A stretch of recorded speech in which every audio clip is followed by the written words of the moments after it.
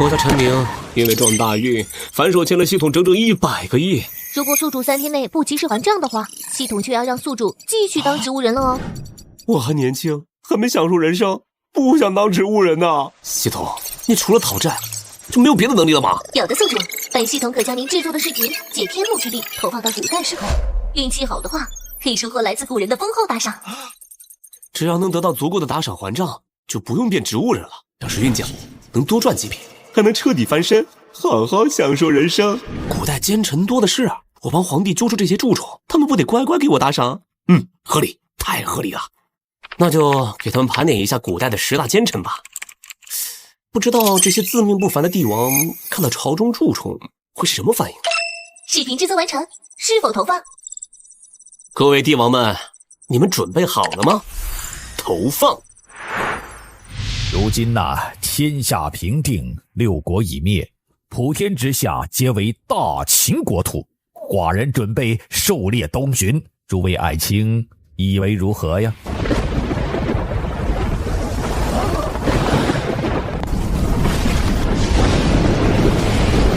大秦世界已连接万界天幕系统，盘点历史10大奸臣即将发布。神迹，此乃神迹现世！陛下英明神武，功盖3皇，得过5帝。今日天降祥瑞，这是上苍保佑我大秦千秋万世啊！10大奸臣，有意思。寡人倒是想看看我泱泱大秦到底是何人，胆大包天，敢做奸臣。三老，你缔造开元盛世，今日天降祥瑞，是在保佑我们大唐千秋万世呢。朕如今的文治武功，不亚于太宗皇帝，也是时候享享清福了。陛下，安禄山深蒙恩宠，嚣张跋扈不可一世，私下招兵买马，居心叵测，陛下万不可轻视啊！杨爱卿多虑了，陆儿是朕的干儿子，向来对大唐忠心耿耿，招兵买马也是为了边疆安稳，绝不可能谋反。是陆儿来了。儿臣拜见皇上干爹，万岁万岁万万岁！儿臣拜见贵妃干妈，千岁千岁千千岁！哎呀，我的好陆儿，地上凉，快起来吧！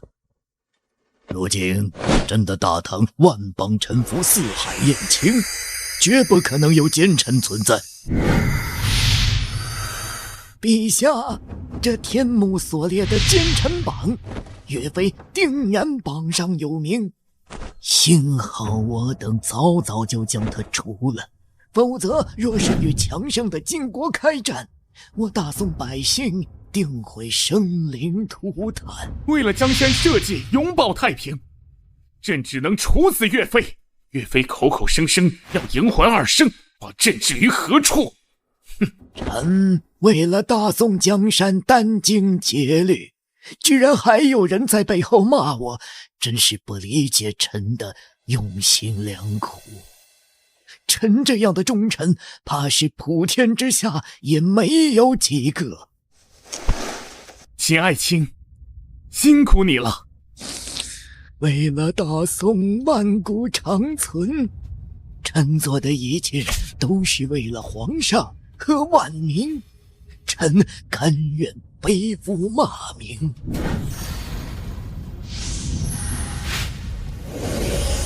本视频盘点从秦朝到清朝2000余年间各个朝代的奸臣，第10大奸臣是什么？寡人一统天下，要将大秦流芳万古，竟然还是亡了，这怎么可能？岂有此理！难道咱的大明之中也有奸臣存在？咱这一辈子最狠的就是贪官污吏，要是让咱知道是谁，咱一定不会轻饶了他。恭喜万岁爷，贺喜万岁爷！天幕上说，咱们的大清是最后一个王朝，这说明只有大清才真正做到了千秋永存。哈哈哈哈！就算是秦汉、唐宋那般辉煌无比的王朝，也早已烟消云散，唯独大清帝国长存世界。这一切都归功于万岁爷您的英明神武啊！咱们大清的臣子对皇上都是忠心耿耿，绝无二心，绝不可能存在奸臣。奸臣第10名来自大明王朝，这个奸臣的出现，差点让一个强盛的帝国万劫不复，也让这个王朝沦为人们心中耻辱。什么？这第一个奸臣就在咱大明的朝堂之上？俺倒是要好好看看究竟是谁。大明帝国是封建王朝中最后一个由汉人建立的王朝。明太祖朱元璋凭惊天伟地之才成就霸业，登基后励精图治，杀贪官，除污吏，收复丢失400年之久的燕云16州。后明成祖朱棣继位，设立内阁，派遣郑和下西洋，弘扬天威，修撰《永乐大典》，大明一时无比强盛。什么？老四继位？难道是老四造了彪儿的反，谋朝篡位？好大的胆子！彪儿，去把老四给我叫来，我要好好问问他。父皇息怒，究竟是怎么回事，我们还不知晓。但我相信四弟绝对不会谋反。大明朝先后在朱元璋、朱棣、朱高炽、朱瞻基4位明君带领下，成为继大唐之后又一个强盛的帝国。然而，就在此时，一个奸臣横空出世，而他是一个太监。哇，老四真是好样的！结果大明江山就算了，居然还让他的后世子孙宠幸宦官。咱不止一次说过，宦官不得干政，真把咱的话当耳旁风了。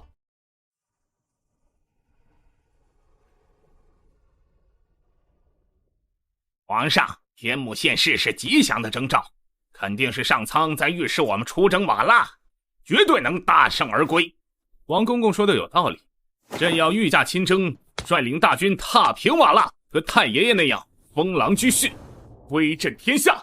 陛下所言极是，咱家是要为陛下赴汤蹈火，在所不辞。可惜朕的整个朝堂，就只有你一个忠臣对朕忠心耿耿，不像于谦处处跟朕作对，绝对是奸臣之一。这名太监出身寒微，但为人谄媚，很擅长溜须拍马。后来任命为东宫菊郎，仗着皇帝的信任，他独揽大权，人人为亲，无恶不作，结党营私，贪污受贿，残害忠良，犯下的累累罪行罄竹难书。最后更是犯下一件弥天大错。混账！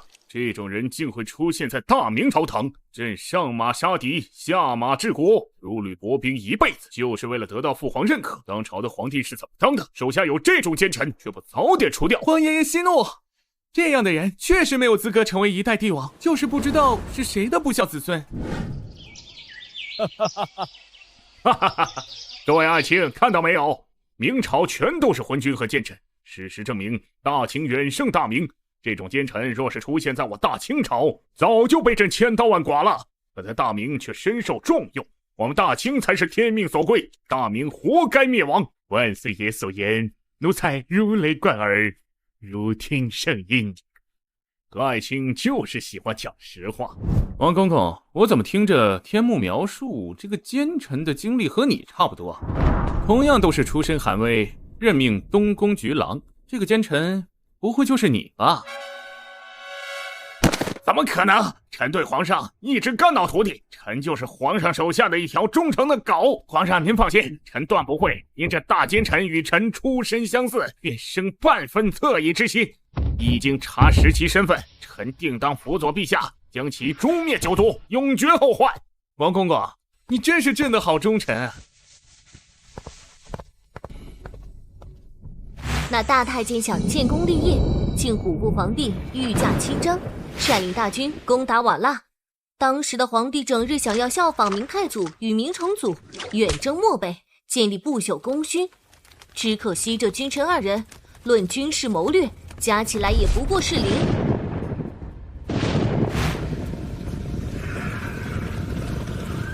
土木堡一战，20万精锐明军输给5万瓦剌军。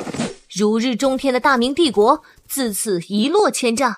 这个奸臣，他就是大太监王振。这个被王振蛊惑的皇帝，就是后世津津乐道的大明战神瓦剌留学生明英宗朱祁镇。土木堡之变朱祁镇所设想的丰功伟业，在这一刻化作泡影，而他本人更是如同一条丧家之犬，被瓦剌活捉，成为了明朝最大的耻辱之一。不可能，这不可能！满朝文武只有王公公对朕鞍前马后，忠心耿耿，朕绝不能承认王振是奸臣。那岂不是意味着朕是个昏君？皇上，微臣不止一次上书，宦官王振当同伐异，心胸狭隘，应当给予严惩。如今天幕显现，皇上若还是听信谗言，恐怕是大明帝国危矣。恳请皇上诛杀王振。皇上冤枉，天幕和于谦都是在诽谤臣，恳请皇上明鉴。王爱卿请起，朕不觉得你奸臣。皇上，你难道还要袒护王振？不要再说了，既然天幕预示了土木堡之变，那朕亲征时避开土木堡不就行了？今后若是谁敢再说王爱卿是奸臣，朕绝不轻饶。皇上，这就是听信奸臣谗言、硬汉强敌的下场。那奸臣跟岳飞一样不明局势，这种时候乖乖低头求饶，议和才是活路啊！不错，金国的条件仅仅是杀了岳飞和他家人，每年上缴供奉而已。如此又能保证大宋江山不予顽抗，还是最愚蠢的做法。奸臣王振是土木堡之变的罪魁祸首，是不可饶恕的千古罪人。强大的明帝国险些就此断送。国难之际，明朝名臣兵部尚书于谦力挽狂澜，保卫京师，挽大厦之将倾，为大明续命200年。然而，这位名臣的最终结局却被他亲自迎回的皇上以谋反罪，判处死刑。混账！朕的后代居然出了这么个不成器的东西，哄信奸臣，诛杀忠良，简直就是昏君！皇爷爷，您息怒，息怒个屁！看看你好儿子干的事儿，朱家5代帝王的基业都被他给毁了。要是我能穿越过去，一定好好教训教训他。朱祁镇明显跟王振是统一战线的，为了不承认自己是昏君，就绝不会承认王振是奸臣。那我该怎样才能得到帝王打赏呢？恭喜宿主获得能力穿越纪元时空，使用此能力可以向任意纪元帝王发起邀请，让他们穿越到自己所在的朝代的任意纪元。系统，你来的真是时候。这时候要是把朱元璋或者朱棣传送过去，既能教训奸臣，说不定他们一高兴还能给我打赏宝贝。朱祁镇，既然你冥顽不灵，那就别怪我把你老祖宗叫过来收拾你了。宿主是否开启穿越时空纪元？开启。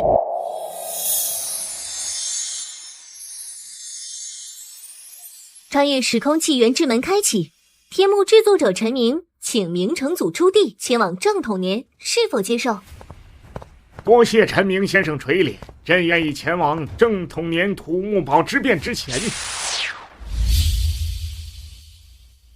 爹，皇爷爷是不是穿越过去教训朱祁镇了？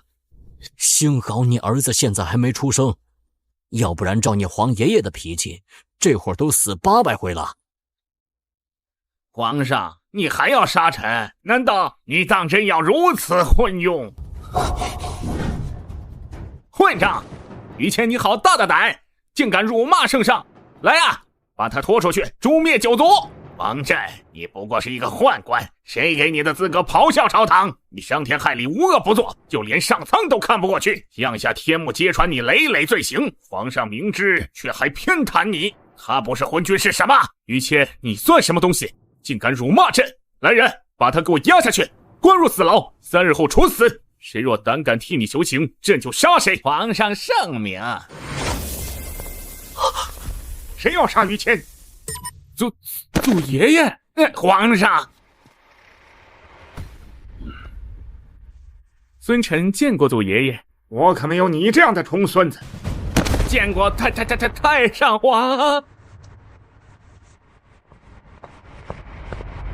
又是你蛊惑朱祁镇去攻打瓦剌。皇上，你一个宦官竟敢扰乱朝堂，结党营私，贪污受贿，残害忠良，求皇上开恩，求皇上开恩！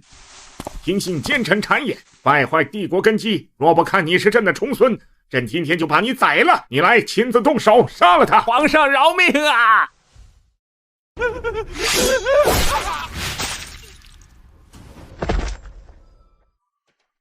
于谦是朕的应梦贤臣，你若敢杀他，朕在九泉之下绝不饶你。是，多谢皇太爷爷开恩。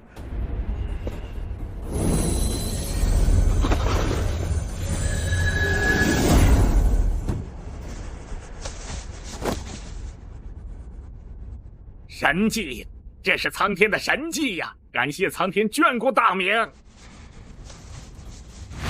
幸好天幕指点出了朝中奸臣，现在奸臣已除，让大明避免了一场灾难。朕要好好感谢感谢天幕的制作者陈明，只是不知道该赠些什么东西好。来了，终于来了！希望永乐大帝出手能阔绰一点儿。父皇，你上次出征已经花光了国库的银子，现在国库空虚。皇爷爷，您是马上帝王，不如赠一把永乐剑。哈哈，这个主意不错。陈明先生，这是朕特意打造的永乐剑，小小心意，还请不要嫌弃。永乐皇帝打赏永乐剑一把，是否提取？提取。我记得永乐剑曾被捐进在大英博物馆当镇馆之宝，这是华夏之耻辱。如今我要让它重现华夏。系统，这把剑回收能值多少钱？永乐剑意义非凡，系统以兑换价值，将来在某个特定时空再将永乐剑重现世间。当前宿主已还账12亿，还欠系统88亿。一个帝国有这等奸臣，简直是奇耻大辱。皇上说的是，但陛下威严堪比日月星辰，天威浩荡，咱们的大秦帝国都对皇上忠心耿耿。若是大秦真的出现奸臣，微臣即便拼死也要将其诛杀，以报皇恩。奸臣误国呀！若是让寡人得知大秦有作奸犯科之徒，朕必将其千刀万剐，以儆效尤。是，皇上圣明。历史10大奸臣盘点第9名，他同样是一名宦官。历史10大奸臣第9名，出自于秦朝，他同样是一名宦官。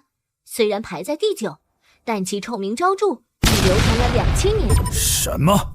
寡人的大秦朝堂上竟也真有奸臣作乱？大秦的奸臣到底是谁？居然敢对皇上心怀不轨，我一定要把你千刀万剐！你且退下，奸臣是谁？待会儿自然知晓。是，皇上。10大奸臣排名第9，大秦中车府令赵高。皇上明鉴，冤枉啊！臣忠心耿耿，从不敢生二心，怎么可能会是奸臣？寡人自然会明鉴，绝不会允许手下有人包藏祸心。父皇息怒，赵高多年来对父皇鞍前马后，错杀忠良非明君之举，后世会将您称作暴君，不如就看完这天幕接下来会说些什么。扶苏，寡人知道你仁义，可你却太优柔寡断。作为帝王，绝不能心慈手软，对奸臣仁慈，日后他必定会残害于你。陛下万万不可让安禄山掌权呐！杨爱卿，你什么时候也开始对朕恩宠陆儿耿耿于怀了？陛下，如果我们大唐也有奸臣的话，一定就是安禄山。干爹干妈，我和史思明将军镇守边关，对大唐忠心耿耿。朝中居然有人污蔑说儿臣要谋反，儿臣愿把心掏出来给你们看。陆儿快起来，朕绝对相信你的忠心。多谢干爹皇帝。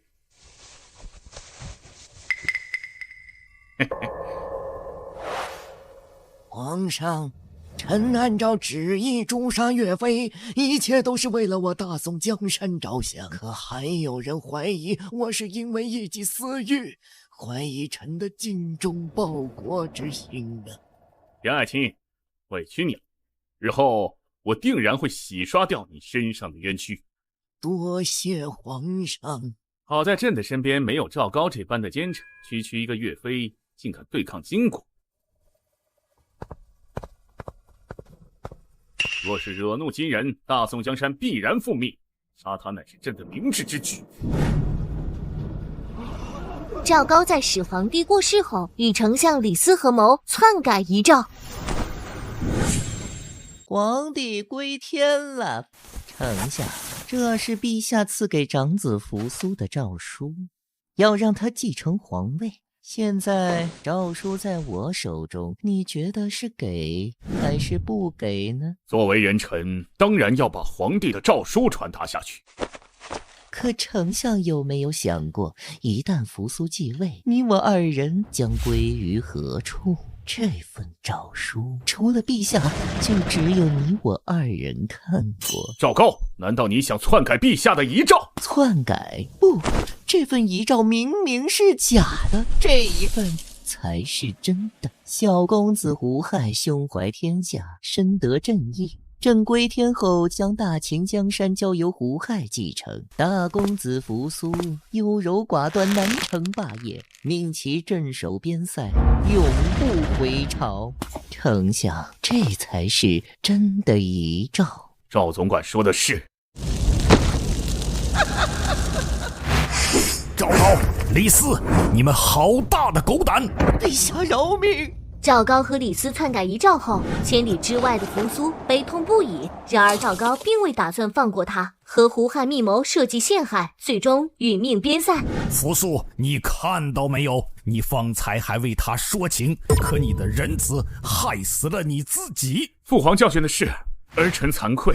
胡亥登基后，昏庸无道，整天只知道吃喝玩乐，而赵高大权在握，朝堂上下对其无不言听计从。之后赵高设计杀害李斯，真正达到一人之下万人之上，于是也就出现了遗臭万年的指鹿为马。在下偶然得到一匹千里马，请诸位同僚前来长长眼。好马不愧是千里马呀，笼子里分明是一只鹿，为何说是马？皇上，您看错了，这笼子里分明是一匹马。诸位，你们告诉皇上，这究竟是鹿还是马？没错，是一匹马。不，这分明就是鹿。皇上，赵高混淆视听，扰乱朝堂，恳请皇上严惩赵高。哼，大人，你糊涂，我想也没必要继续留在朝堂了。指鹿为马后，赵高在大秦的权势达到巅峰，之后更是丧心病狂，残忍无道，横征暴敛，犯上作乱，最终导致秦二世而亡。赵高，你还有什么话说？陛下饶命，这天幕上所说未必是真，请陛下明察。臣对大秦绝无儿戏。寡人将来要把这大秦江山交给你，等你将来成为了帝王，对待奸臣必须要杀伐果断。你来，亲自动手。是，父皇。公子饶命啊！李斯，你可有话说？陛下很无言以对。还有胡亥，立即将其处决。那赵高竟敢欺上瞒下，编出指鹿为马这种弥天大谎，相比起来，还是我的鹿儿憨厚老实，对我忠心耿耿。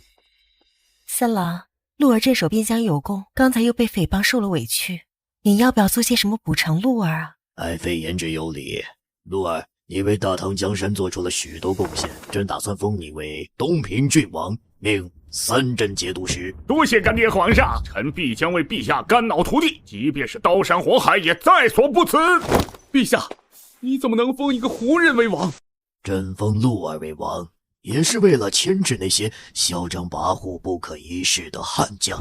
朕算是看出来了，即便是再强盛的帝国，一旦出了奸臣，那便离亡国之日不远了。好在朕的大清千秋不变，最关键的一点在于朕绝不宠幸奸臣，咱们的大清也绝不会存在奸臣。万岁爷所言极是，大清江山万古永存，皇上功绩无人可比，千古一帝，实至名归。这天幕制作者啊，帮寡人找出了赵高这等巨奸，避免了大秦亡国。寡人想好好感谢陈明先生。众爱卿觉得朕送些什么合适啊？千古一帝始皇帝要打赏了吗？快来吧，我已经准备好了。父皇，您身为始皇帝，不如就把您的佩剑赠与陈明先生，我想他定然会喜欢。好，陈明先生啊，对我大情有恩，寡人便把这天子剑赠与陈明先生。天子剑，莫非就是传说中的天问剑？宿主，秦始皇向你打赏天问剑，是否接收？接收。这把天问剑可是始皇帝统一华夏的佩剑，系统，它值多少钱啊？宿主，天问剑价值不可估量，系统可暂时保存在其他时空，补偿宿主20亿，是否接受？接受。好的，宿主当前已还32亿，还欠68亿。哈哈，照这样下去，欠系统的钱很快就能还完了。接下来的这一名奸臣对国家造成的危害十分严重，甚至于说斩断了国运龙脉，让一个无比璀璨兴盛的强大帝国从巅峰坠落谷底。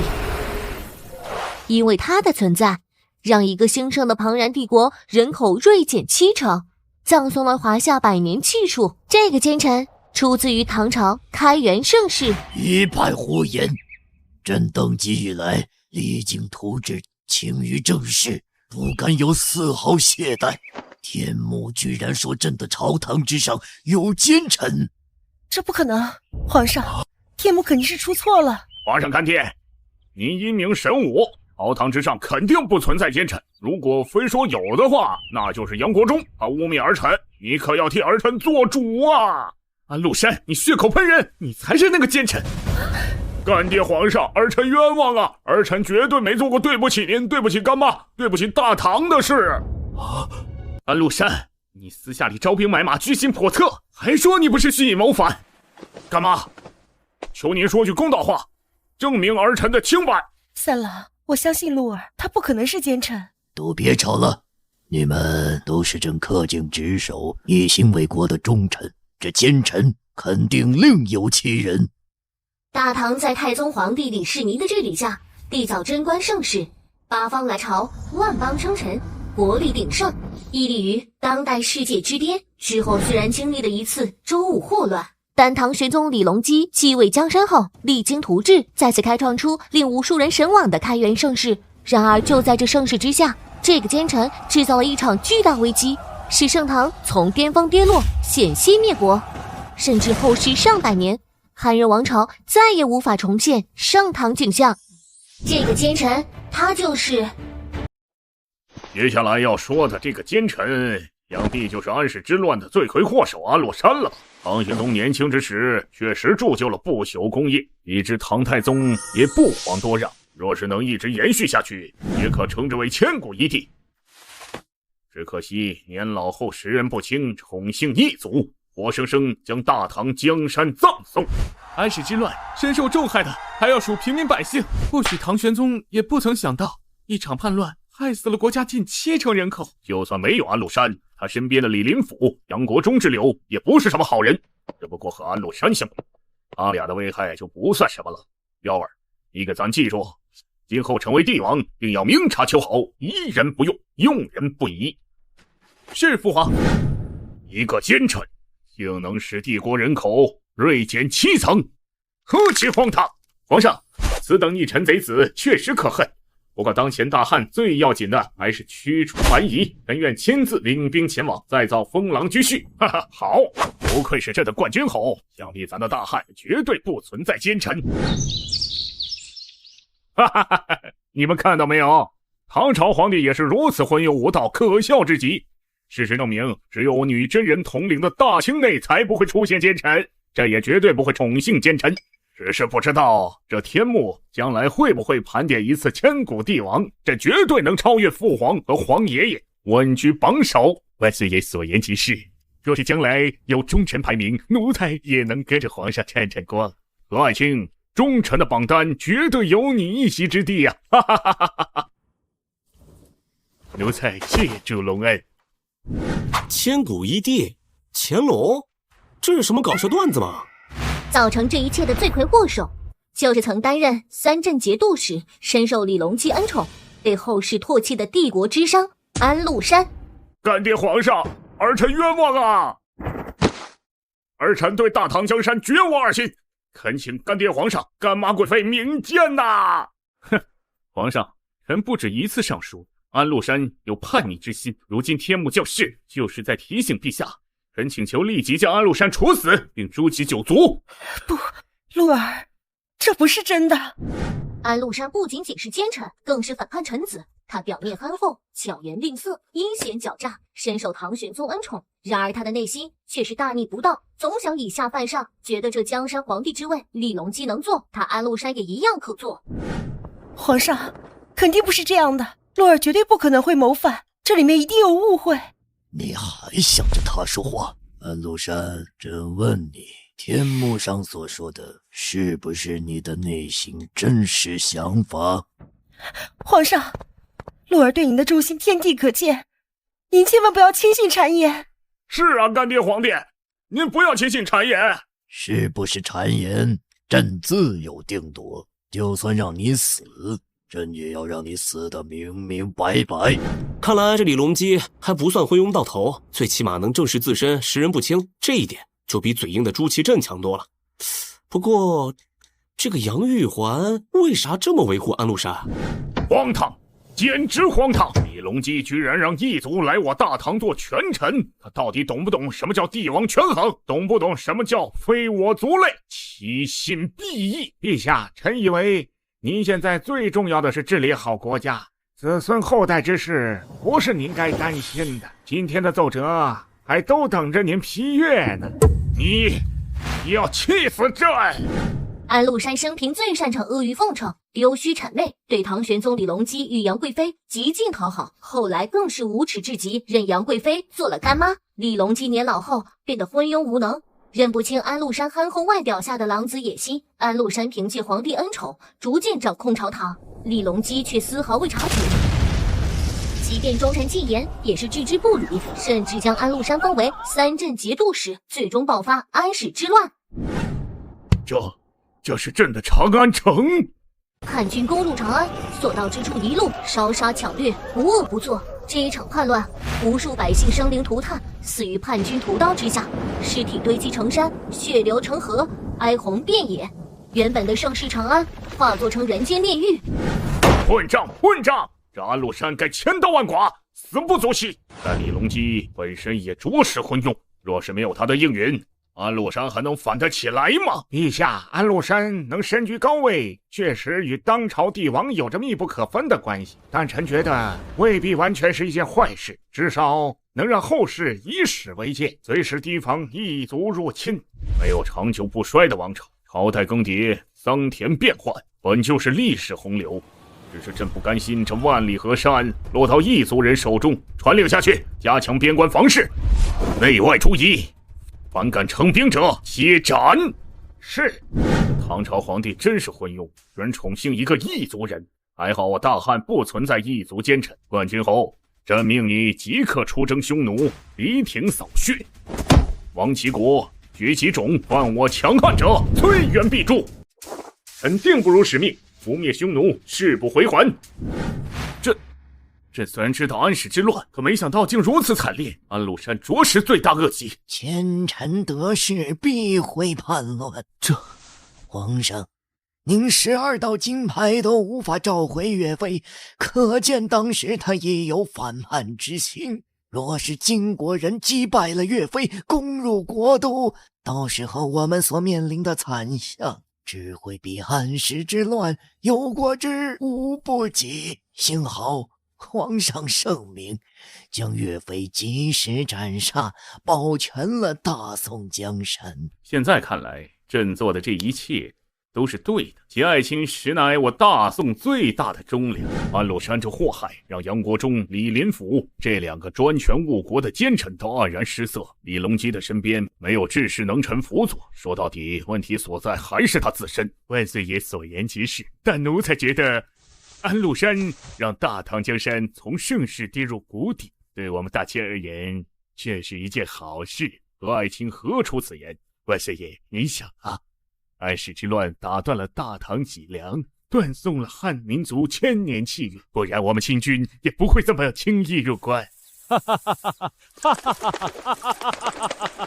何爱卿所言深得朕意，朕的大清能威震八方，就是因为没有奸臣动摇帝国根基。众位爱卿看到没有？朕之所以执意要修建长城，加强边关防守，就是为了抵御异族的入侵。异族乱我华夏，朕必讨之。对待异族，确实不该用怀柔政策，必当以雷霆手段剿伐。不错，安禄山险些断送大唐王朝，可赵高却断送了我大齐江山，可见奸臣祸害不除，江山难保啊！大唐用了长达8年时间，才彻底平息安史之乱。安禄山谋夺帝位，令整个大唐元气大伤，昔日辉煌璀璨不再，沦为笑柄。这样的乱臣贼子，该当千刀万剐。皇上，干爹，这些都是假的呀！儿臣对干爹皇上忠心耿耿。安禄山，你还有什么话可说？朕如此信任你，可你却做出如此表里不一的行径来，太令朕失望了。你想怎么死，朕成全你。皇上，不要，求您放了鹿儿。鹿儿，你快跑！安禄山，你好大的狗胆！谁让你站起来的？来人，将这乱臣贼子拿下！安禄山，你居然敢对皇上拔剑！你想造反吗？你居然敢对皇上拔剑！你想造反吗？来人呐，快来人呐！鹿儿，你在干什么？你想杀朕？哈哈哈哈哈！本来还想让你多活些时日，现在不过是计划提前而已。难道你没发现你身边的侍卫早就已经都是我的人了？什么？安禄山，你敢欺君罔上，挡住九族？闭嘴！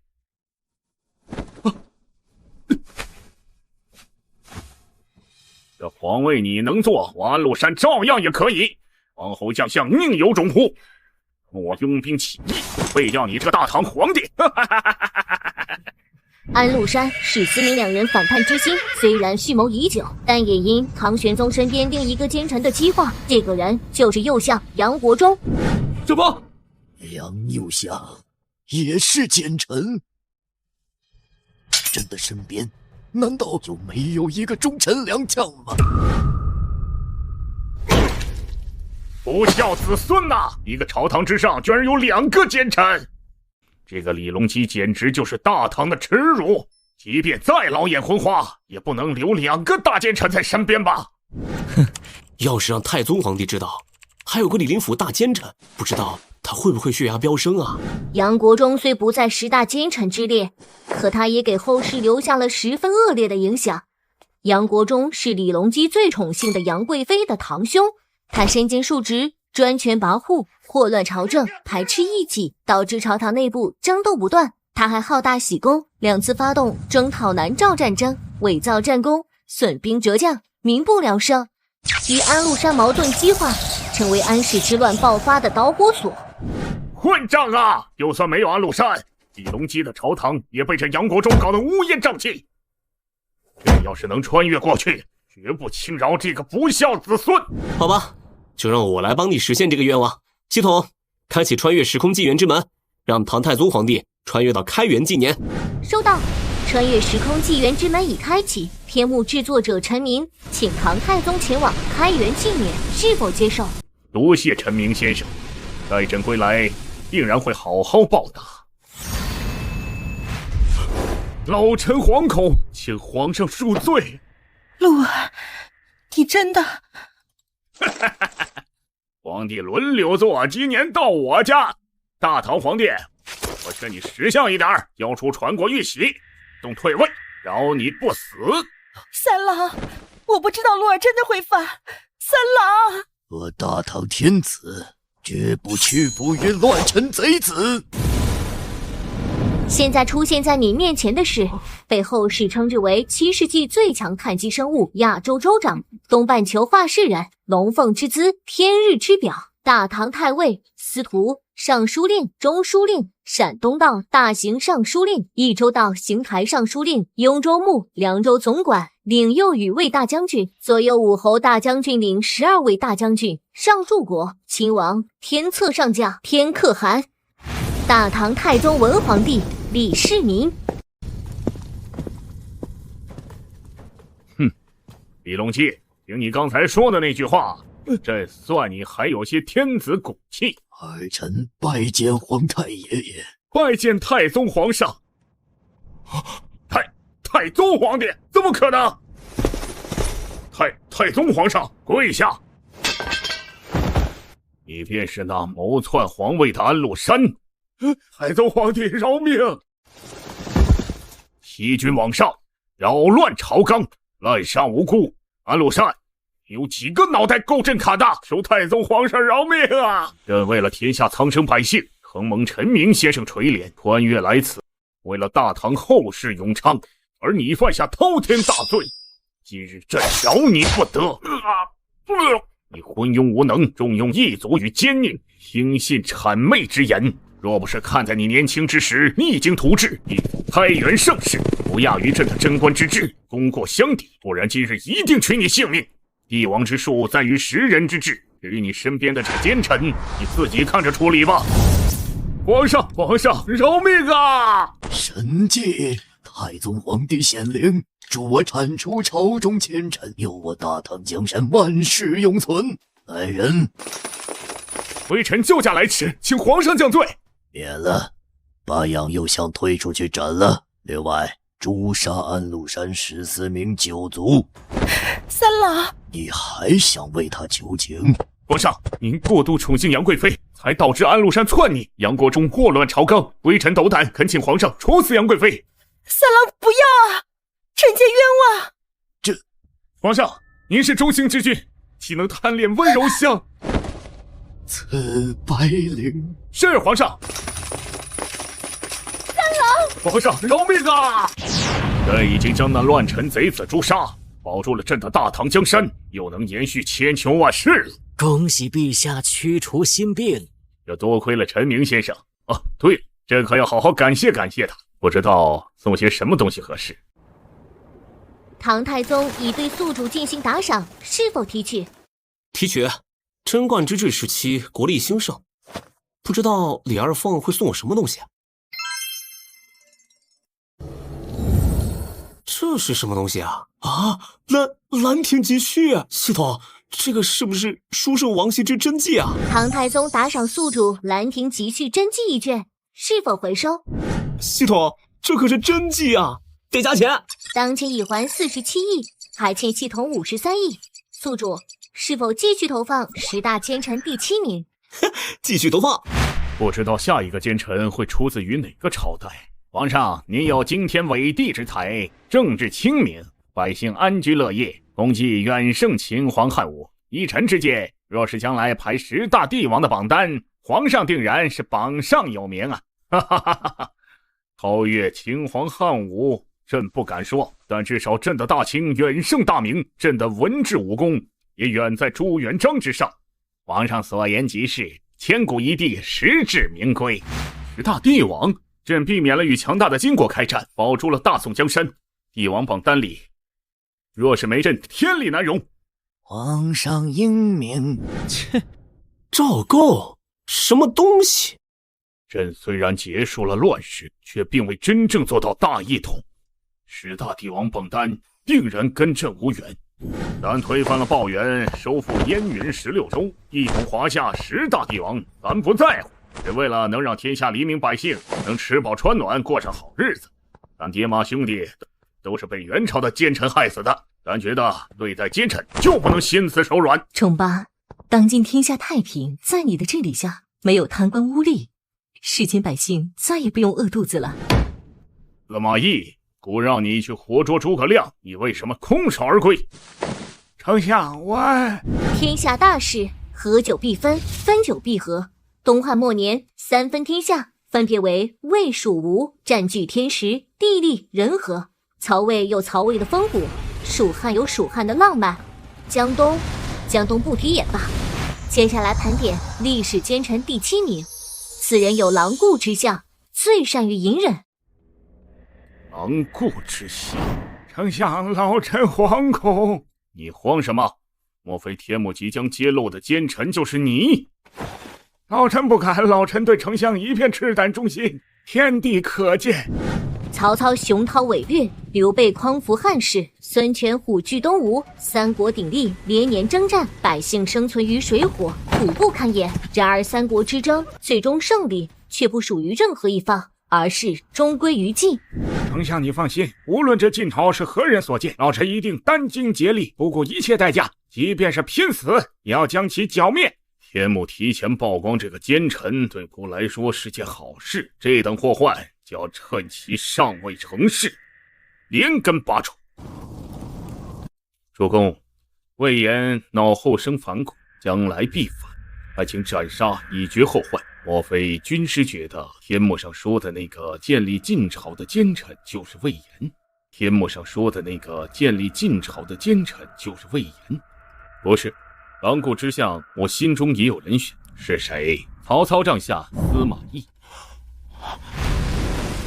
三国归晋，荒谬！我坐拥长江天险，水师精锐，冠绝天下，江东基业，固若金汤，岂会覆灭？司马懿，不能理解你的忠心，先起来吧。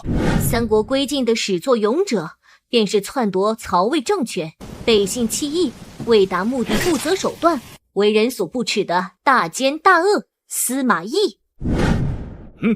跪下！丞相，这其中肯定有误会，老臣怎会做出背信曹魏的事情来？请丞相明察。父亲，司马懿也曾立下功劳，我们先看看天幕说些什么，再处置司马懿也不迟。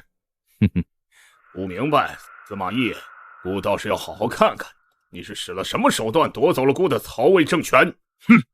整个三国时代，朕最喜欢的就是曹操，最讨厌的则是司马懿。司马懿可称之为大奸大恶之徒，虽然他最终将三国合一，可使出的那些手段实在遭人唾弃。若不是因为司马懿窃取曹魏根基，华夏就不会出现八王之乱、五胡乱华的局面。他不仅是曹魏的奸臣，更是整个华夏的罪臣。可惜曹操英明一生，糊涂一时。司马懿表面忠诚，内心阴险，能忍常人所不能忍，连曹操这样的枭雄都被他外表给骗了。司马懿间接导致了八王之乱和五胡乱华，胡人入土华夏，欺压汉族，几乎险些导致汉人亡种。司马懿这等奸臣该千刀万剐。幸好有你终结南北300年分裂，建立大隋，再造华夏大一统王朝。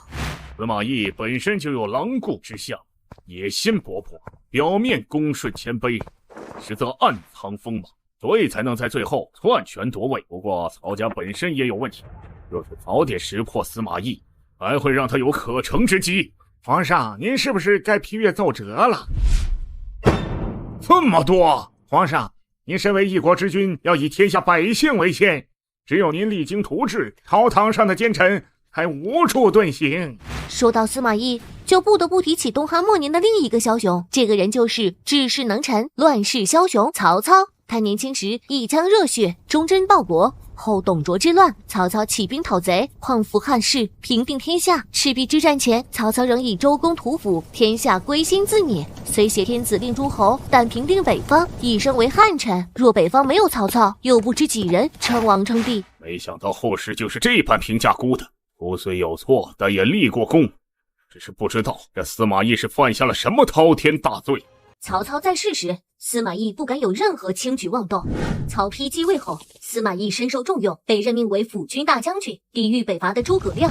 然而，司马懿深知鸟尽弓藏，兔死狗烹的道理，一直暗中韬光养晦。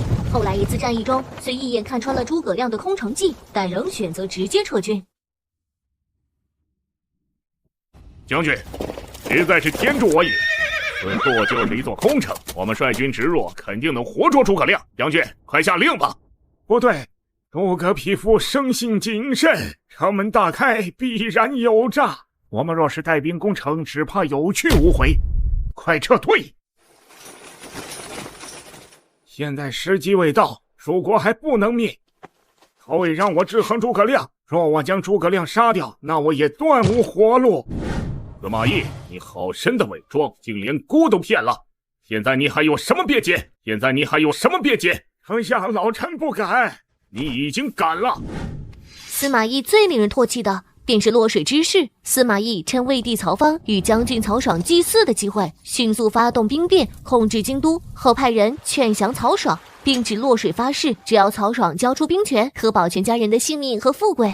然而司马懿夺取兵权后出尔反尔，百姓起义，诛灭曹爽3族及党羽5000余人。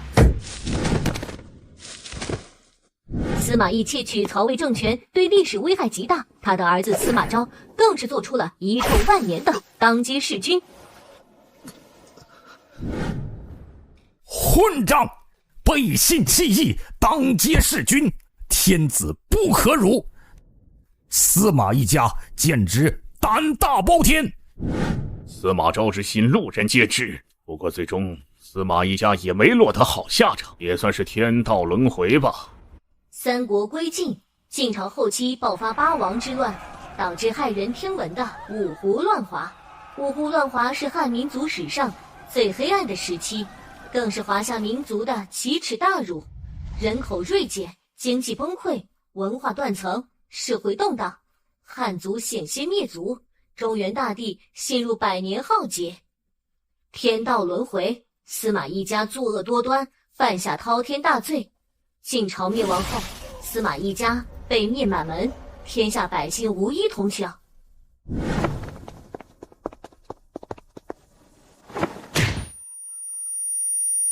司马懿，你做出如此伤天害理之事，日后更是给汉民族带来险些灭族的后果，你还有什么狡辩的？丞相老臣。主公，这司马老儿日后居然敢反叛曹魏，不忠不义，以下犯上，让我好好教训他一顿。曹丕，你看到没有？这就是你器重的大臣，表里不一。幸好天幕降临，让我发现了这个奸臣，避免将来华夏生灵涂炭，民不聊生。父亲，儿臣惭愧。曹丞相，求您网开一面，日后我绝对忠诚曹魏，绝无二心。司马懿窃取曹魏政权，确实是日后之事。现在的司马懿对我曹魏来说，没有功劳也有苦劳。主公，难道你想放过他？主公，难道你想放过他？多谢丞相，多谢丞相不杀之恩。父亲，教训就算了吧，直接拖出去斩了。另外，许褚，你带一队人马即可前往司马家，以全族。诺。丞相饶命啊！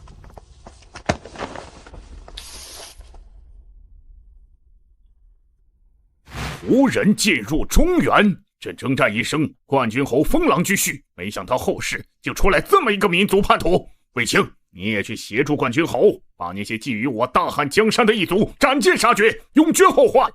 遵命。皇上，司马懿给华夏中原带来的毁灭后果简直难以想象。他表面上忠君爱国，实则阴狠毒辣，自私自利，做的所有事都是为了满足自己的私欲，简直和岳飞一模一样。只有臣才是真正为了大宋殚精竭虑。岳飞所为罪大恶极，欺下瞒上，违背朕的指令攻打金国，这后面的奸臣之中绝对有岳飞。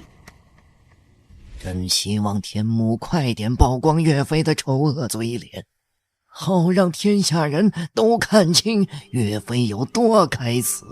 曹操现在将司马懿家处决，未来天下局势还说不定会怎样，应该最起码避开了五胡乱华那段黑暗时期。不知道曹丞相会打赏给我什么好东西？宿主，曹操已对您进行了打赏，是否提取？提取。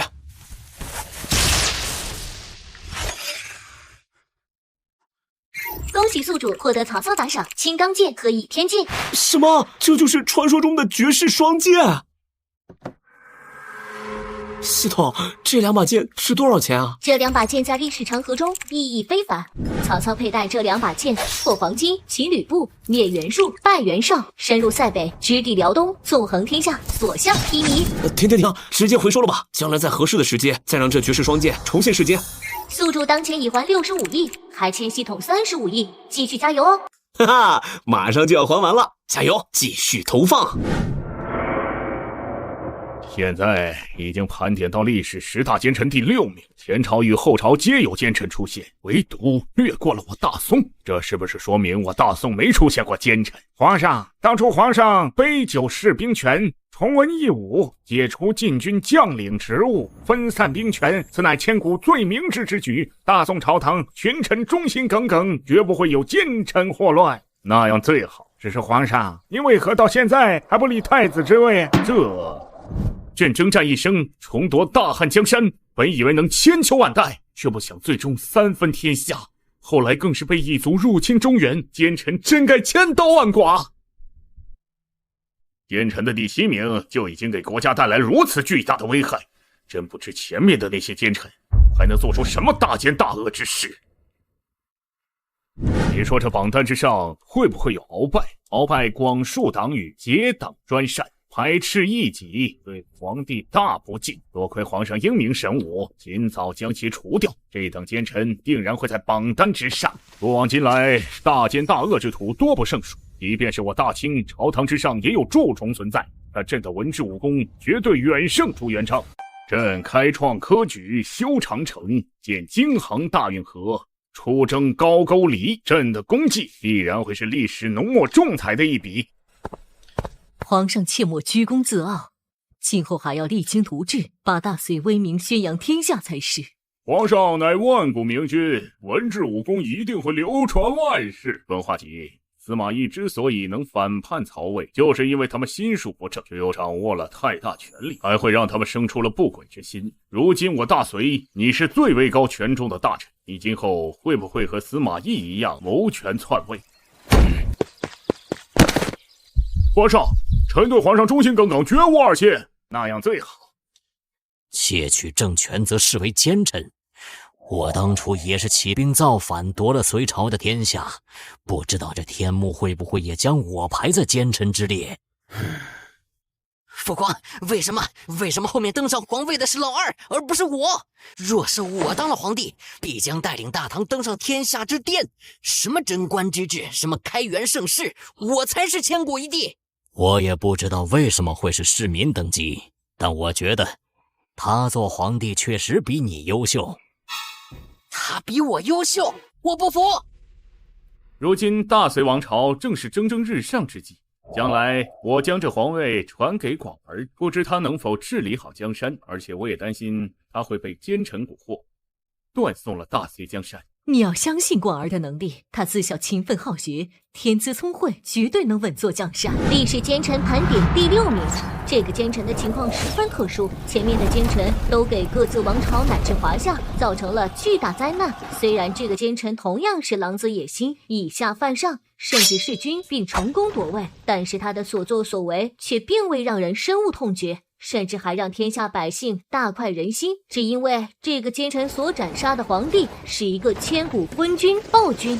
弑君竟然还能让天下百姓觉得大快人心，当朝皇帝究竟让黎民百姓有多痛恨？斩杀昏君做得好，不只有奸臣误国，昏君给国家带来的灾难只会更大。皇上所言极是。天幕之上所说的昏君，应该就是隋炀帝杨广了吧？杨广在位之时，昏庸残暴，劳民伤财，更何况朝堂之上还有宇文化及那样狼子野心的大奸臣。幺儿，你要记住，亲贤臣，远小人，国家才能兴盛不衰。隋炀帝开凿大运河，修长城，开创科举制度，也算是有功绩的。身为帝王，要做到君臣一心，上下一体，治理国家。杨广固然该死，可那宇文化及也不是什么好东西，贪婪骄横，无勇无谋，背着弑君谋逆的罪名，只做了半年皇帝，却留下千古骂名。爱卿，天幕上所说的这个奸臣，你应该也猜得出是哪个了吧？万岁爷，臣愚昧。弑君夺位，除了宇文化及还有谁？他杀了隋炀帝杨广，自己坐上皇位，但我更希望他能和李世民征战几年，最终2败俱伤再亡国，这样也就不会再有什么所谓的大唐盛世。将来后世只会记住一个强盛的王朝，那便是朕的大清朝。万岁爷，就算唐朝在前，也比不上您治理的大清。其他王朝早就已经灭亡了，而大清依然屹立世间。哈哈哈，没错，唯有大清亘古永存。这昏君无比残暴，为夺皇位，杀父弑兄，在位期间荒淫无度，劳民伤财，建东都洛阳，开凿大运河，筑长城，开驰道，害死无数平民百姓。昏君好大喜功，耗资无数，三征高句丽都以失败告终，种种暴行，人神共愤，天下民怨四起，纷纷揭竿起义，烽火连天，最终导致重蹈秦朝覆辙，2世而亡。这个昏君就是隋朝第2个皇帝隋炀帝杨广。什么？广儿竟然是千古昏君，继承皇位后竟如此昏庸无道，手段残暴，愚辱百姓。朕的大隋江山就这样毁在了他的手里？难道他一直在伪装？去把杨广给朕叫来，朕现在就要把他宰了！皇上，广儿在我们面前一向乖巧，这天幕上所言未必是真，我们先看看后面怎么说。混账！该死的天幕，居然说朕是昏君！他懂不懂朕的雄才大略？朕的文治武功远超秦皇汉武，真是千古一帝。皇上，你修大运河劳民伤财，大隋黎民百姓哀怨载道，您不能只顾自己奢靡，也要多多体察民情。闭嘴，朕没有错，朕所做的一切都是为了江山社稷。皇上息怒，依老臣之见，这天幕上所言肯定夸大其词，贬低了皇上的文治武功。皇上的功绩，天下黎民有目共睹。天幕上把朕当成昏君暴君，还说朕的下场是被朝堂上的一个奸臣所杀，篡夺了皇位，害我大隋2世而亡。这个奸臣究竟是何人？皇上，无论这谋权篡位的奸臣是何人，老臣愿为皇上效犬马之劳，解除心腹大患。你有心了，快起来吧。杨广虽然残暴无道，但不得不说，他为我大唐王朝发展打下了坚实的基础。亲征吐谷浑，安定西北边疆，推进民族融合，兴修大运河，使得大唐可以交通发达，粮草充足，往来便捷。兴办教育，开科取士，为大唐王朝培养储备了大量的人才。杨广太过急功近利，罪在当代，功在千秋啊！老臣觉得杨广就算不是千古昏君，那也是一个暴君，在位期间频繁发动战争，他却只顾奢靡享乐，不理朝政。隋朝之初4000万人口，可到了隋末就只剩了1000万，千里无鸡鸣，白骨露于野。皇上，你切不可成为杨广那样的帝王，否则将会是我大唐之不幸。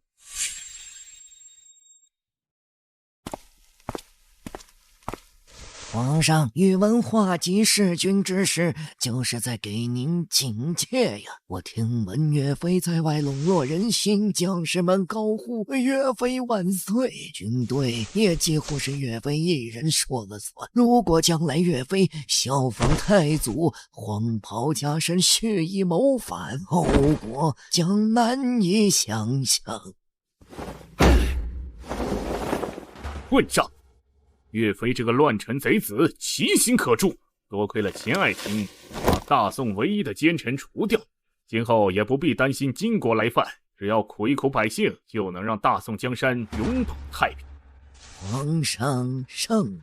隋炀帝杨广昏庸残暴，导致民不聊生，天怒人怨，百姓生如水火，王朝各地起义不断，都对皇位宝座垂涎3尺。而这个大奸臣也在其中，他欺上瞒下，极尽谄媚讨好。当他看见皇权大势已去，便暴露出狼子野心，起兵造反，直逼皇宫。这个大奸臣就是宇文化及。宇文化及，没有朕的吩咐，谁让你们进来的？皇上，当今天下大乱，各地烽烟四起，黎民百姓困于水火，大隋既寿已尽，这个皇位该换人来做。混账！你想篡位弑主？你现在还有什么资格说我？像你这样的人都能做皇帝，我凭什么不能取而代之？宇文化及，你真是好大的狗胆！杨广，今日便是你的死期，等你死后，你的萧皇后整个后宫就都是我的了。来人，令陛下并天！宇文化及，你不得好死！隋炀帝杨广死后，宇文化及登基皇位，大隋2世而亡。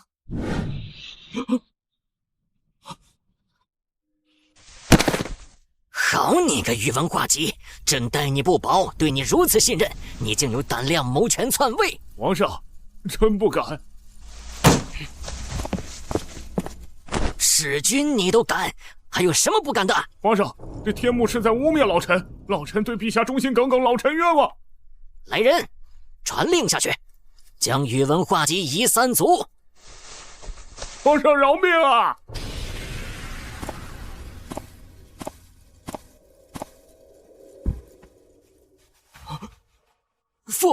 父皇，儿媳见过父皇。先帝，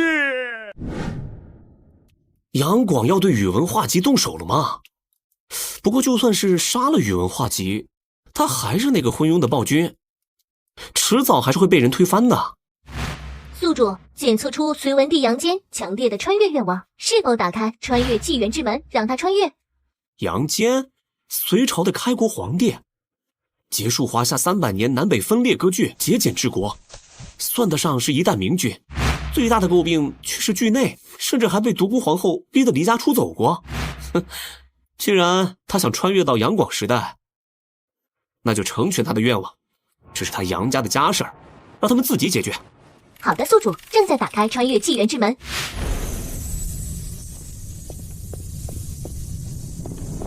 隋文帝杨坚穿越纪元成功。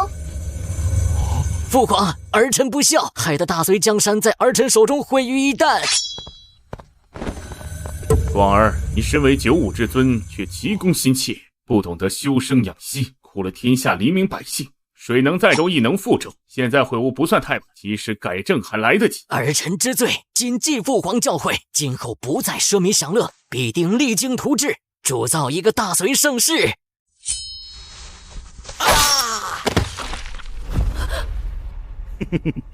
这是给你的教训，失去一条胳膊，至少比丢了性命、葬送大隋江山强多了。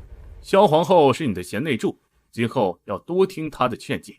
儿臣知道了。宇文化及，你谋权篡位，其罪当诛，就按照广儿所说的去做吧。夷三族，不，先帝饶命！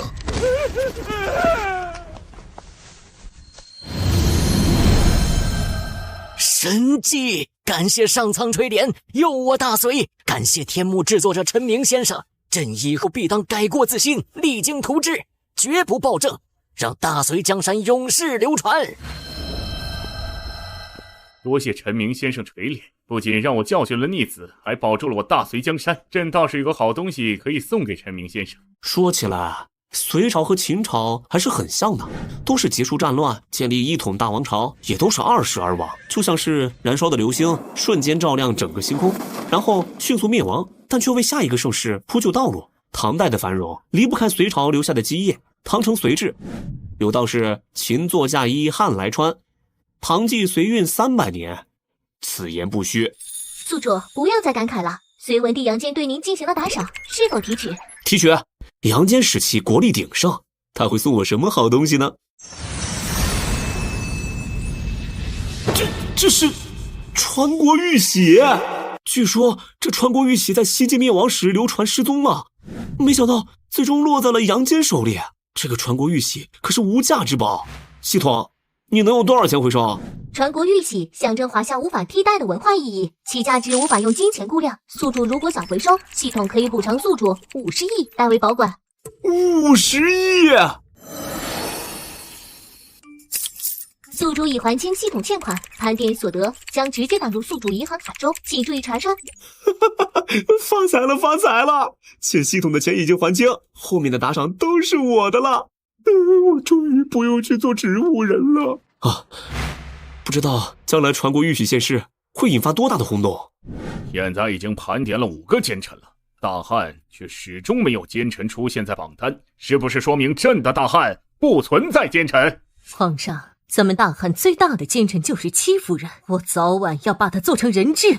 和珅，你猜下一个奸臣会是哪个朝代的？万岁爷，奴才不知，不过奴才猜测应该是明朝，毕竟古往今来明朝的奸臣最多，例如王振、严嵩父子、刘瑾、魏忠贤、袁崇焕，这些虽然也都是些祸乱朝纲的奸臣，但是跟天幕上那些弑君篡位、祸国殃民的奸臣一比，就完全算不上什么。那万岁爷觉得下一个奸臣会是谁呢？朕觉得应该出自大汉，毕竟大汉的400年兴衰，大奸大恶之徒数不胜数。汉民族灭亡，我们女真人才能真正崛起，成为华夏正统王朝。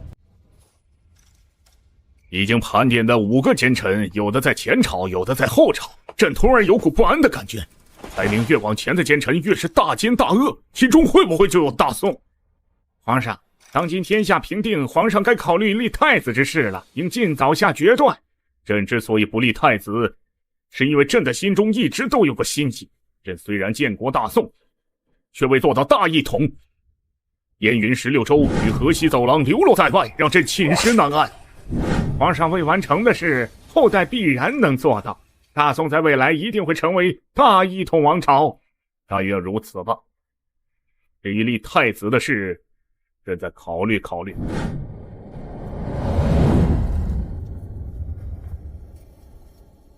既然是盘点奸臣，董卓那篡逆之辈必然上榜。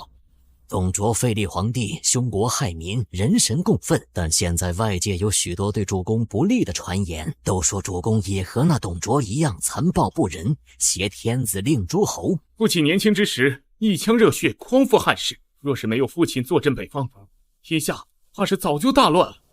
主公，汉室的半壁江山都是您打下来的，各路诸侯都猜忌您兵权在握，怕是要即将称帝。可笑！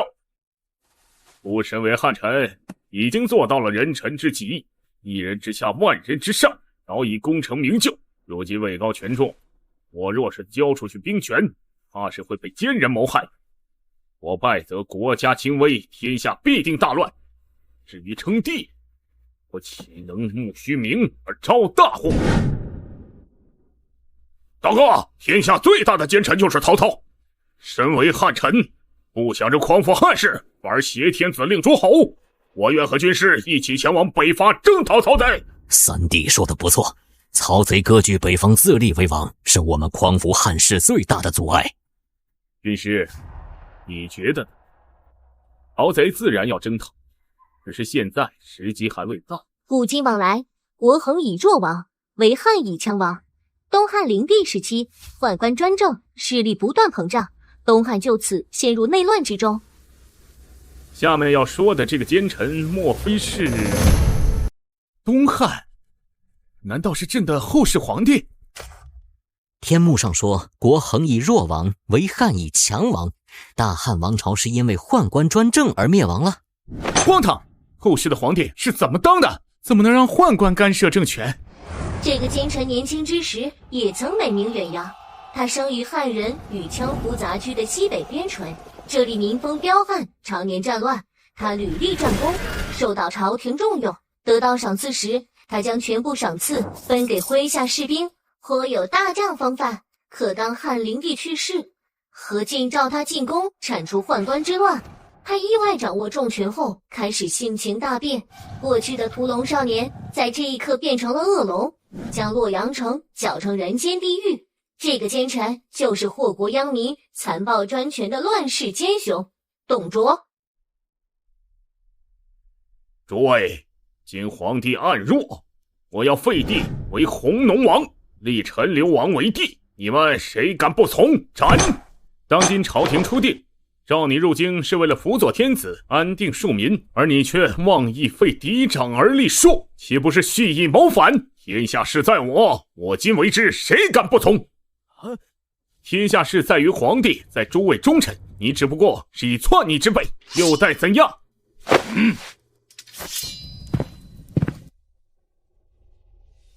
而要试试我宝剑是否锋利吗？我剑也未尝不利。人怎么可以有种成这样？董卓，你还不知悔改？天幕已经将你列为了祸国殃民的奸臣。我怎么会是奸臣？刘辩懦弱无能，陈留王年少聪慧，他更适合当一代明君。我这样做，完全都是为了保全大汉江山。皇上，您看到没有？董卓拥兵自重，一开始也是尽职尽责保卫国家，但当他掌握了大权，就忘记了本心，变得疯狂。这和岳飞简直是一模一样啊！小爱卿说的不错，如果我没有诛杀岳飞的九族，将来他拥兵自重，肯定会起兵造反，夺我大宋江山。皇上，现在外面的大臣都上书弹劾老臣，百姓也在辱骂老臣，为了私欲以莫须有的罪名诛杀岳飞。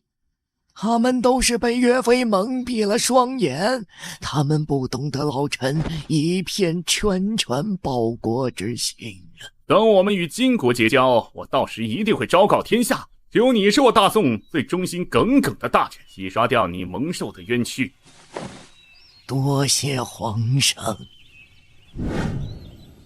董卓从小在边境长大，与当地的羌胡族结下深厚友谊。听闻有一次羌胡族的首领去到他家，他还将家中唯一的耕牛斩杀，接待这些人。可见那时的董卓也是有情有义。董卓当时在边境的声望极高，他作战勇猛，当地的百姓都把他当成守护神。如果继续这样下去，董卓说不定会成为东汉末年的名将。只可惜何进将他召入宫中。皇上，我倒不认为董卓是奸臣，若是没有董卓消耗汉民族的气运，我女真族也不能顺利坐拥江山。哈哈哈哈！汉人自相残杀，对我来说百利而无一害。我们女真人能在汉人手里夺下江山，千秋万载而不覆灭，这只能说明我们女真人比汉人更适合统领江山。皇上英明神武，大清千秋万代。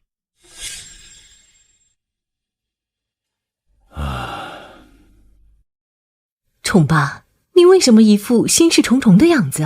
也不知道咱的后世皇帝朝堂内会不会也出现一个像董卓这样的乱臣贼子，到那时咱的大明该如何是好啊？父皇，你放心吧，我们大明的皇帝从小就按照皇位继承人来培养，他会明白如何成为一个好帝王。但愿如此吧，只希望咱的大明今后不会出现宦官专政、奸臣作乱。东汉末年，大将军何进与宦官集团十常侍为了争夺权力，矛盾激化到不可调和。何进想依靠外戚势力铲除宦官，独掌朝政，便下诏让手握重兵的董卓率领西凉军入京。董卓得知消息，便以清君侧的名义给自己入京找了个名正言顺的理由。清君侧，这词我熟啊！可董卓还未到洛阳，何进便已经被十常侍谋杀。袁绍、袁术率领部下冲进宫中，大肆诛杀宦官。十常侍的首领张让带着少帝刘辩、陈留、王刘协逃出洛阳，在北邙山遇到了进京的董卓。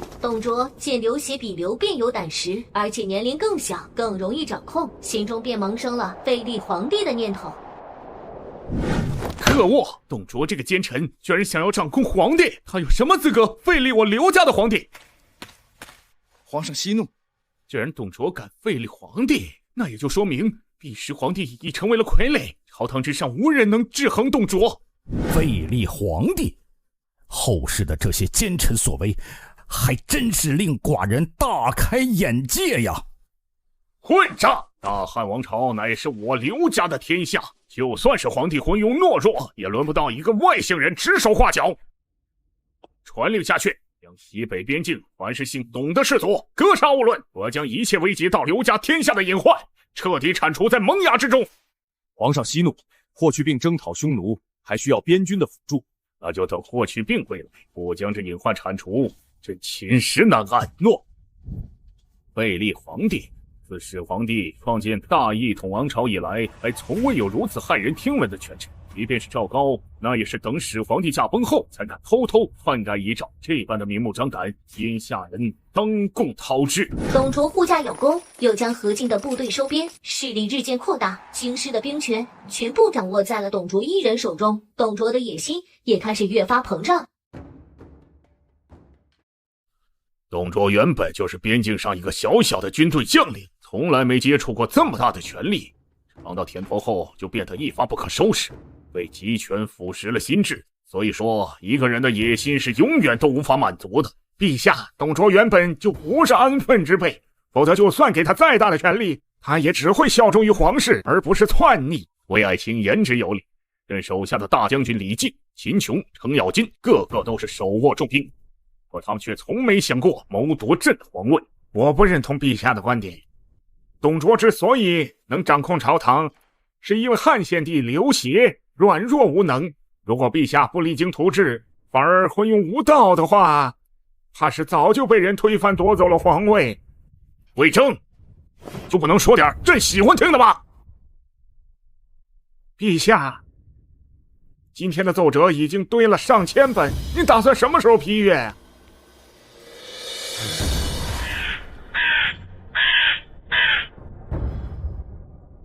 董卓跟朕一样，打着清君侧的名义率兵进京，虽然最后没有登基皇位，但他心里已经生出了私欲。朕发动靖难是为了保命，董卓却是为了满足自己的贪婪。夏虫与兵不可同日而语啊！不知道父皇是否也能看到这天幕？若他知道朕夺得了江山，看到朕的功绩，会不会对朕感到欣慰？父皇，董卓哪有资格跟您相提并论？他不过是一个篡逆之辈，地位甚至赶不上4世3公的袁绍。随着董卓在霸占京师一手遮天，开始了他的残暴统治。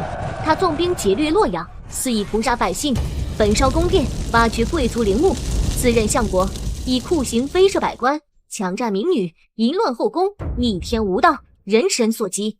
其揽大权后，在朝堂公然提出废帝，朝野震动。最终，董卓冒天下之大不韪，废黜少帝刘辩，破杀何太后，甚至还说出刘氏种不足复疑这般大逆不道的言论。董卓，天幕上所说的所有人都听到，你拥立刘协为帝是为了掌控朝堂，你端断朝政，以相国之威霸占京师，僭越皇权，纵兵烧杀抢掠，无恶不作，千刀万剐，死不足惜。就算你们知道又能如何？现在的京师是我说了算。再过不久，我就将刘协逼下皇位，大汉气数已尽，江山是时候改朝换代了。董卓，你好大的狗胆！谁敢不从？我儿奉先何在？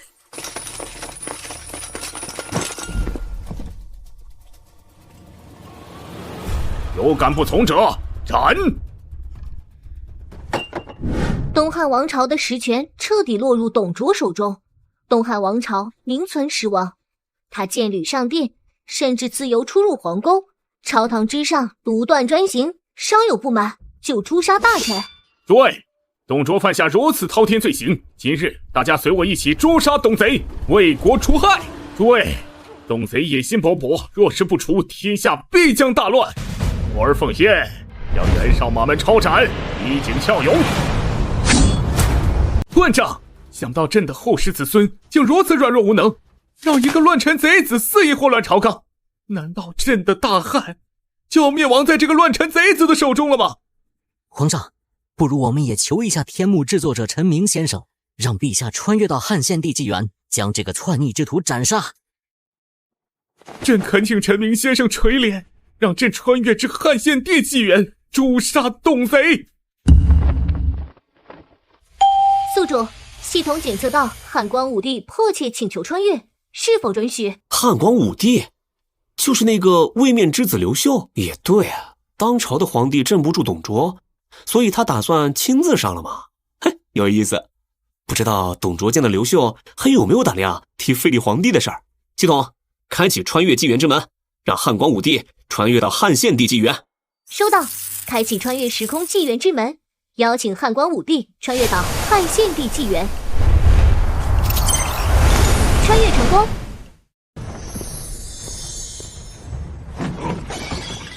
你是何人？乱臣贼子，居然连朕都不认识！拜见汉光武帝！拜见汉光武帝！汉光武帝，怎么可能？董贼，你窃取汉室皇权，此乃上天降下的神迹。汉光武帝亲自来诛杀你！哈哈哈哈！就算你真的是汉光武帝又如何？现在京师还不是一人说了算？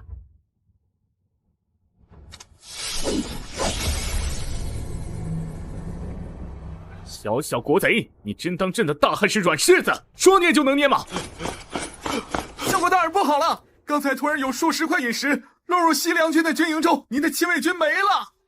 什么？我的数万兵马全被陨石砸死了，现在火烧军营已经变成了一片废墟。这怎么可能？我去，真不愧是位面之子，随时随地召唤陨石啊！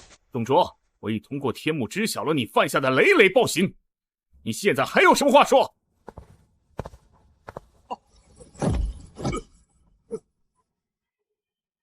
完了，都完了！董卓的种种暴行，终于激起了天下人的公愤。各地诸侯起兵联合讨伐董卓。袁绍、曹操、袁术、孙坚、公孙瓒等积极响应，联军声势浩大。董卓竟迁都长安，迁都前他限令焚烧洛阳城，昔日繁华的洛阳城变成一片废墟。董卓强迫洛阳数百万黎民跟着迁都，百姓们扶老携幼，一路颠沛流离，死者不计其数。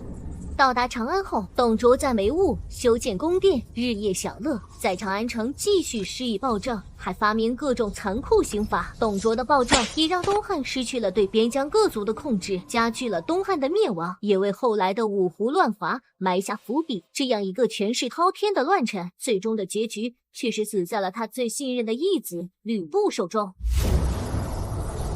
什么？我儿奉先，居然是你杀了我！司徒王允用巧计离间了两人之间的关系。董卓弑君害民，天下公愤，你若除之，便是救汉室于危难，千古留名。董卓虽名为你的义父，实则对你毫无情义。当初用计治你，如今又对你猜忌，若不趁早除掉他，你迟早会被他所杀。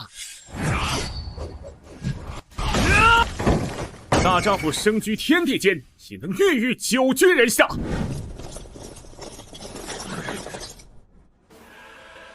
我儿奉先何在？你祸乱天下，人人得而诛之！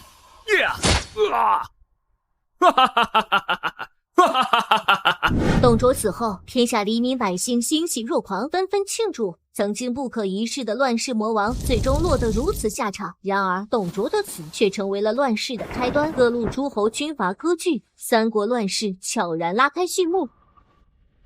我儿奉先，你竟然杀我！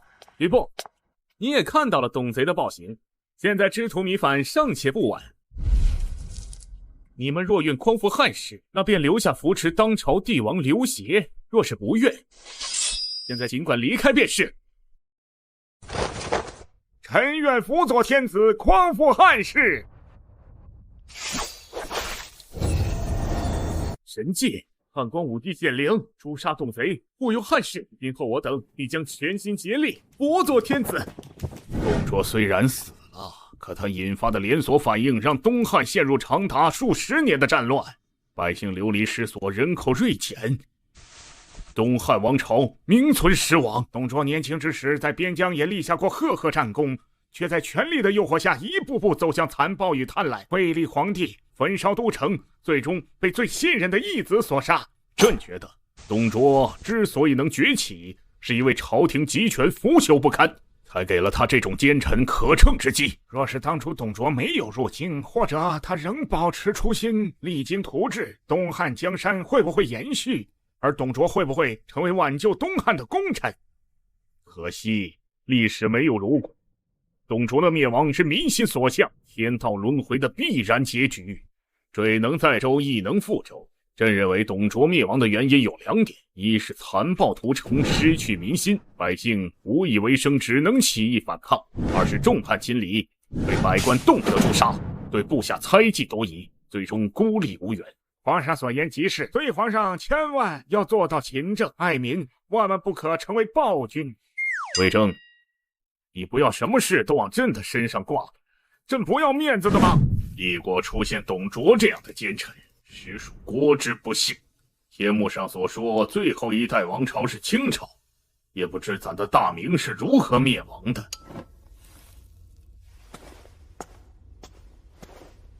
宠爸，一个帝国的兴衰都是历史必然，没有哪个王朝能做到千秋永盛。咱知道，可咱就是担心咱的大明也出现一个类似董卓这样的奸臣，一开始战功赫赫，受到重用后利益熏心又背叛的大明，这样的奸臣一定要尽早除之而后快。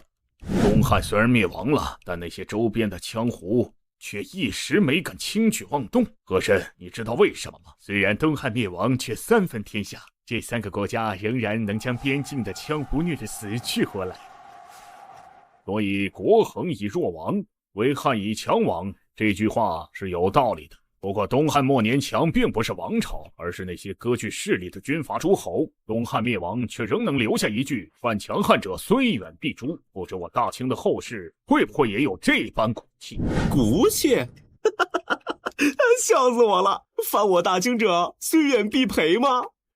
万岁爷，您贵为实权老，大清在您的治理下风调雨顺，应尽也是国泰民安。若有强敌来犯，咱大清的铁骑一定会将其踏平。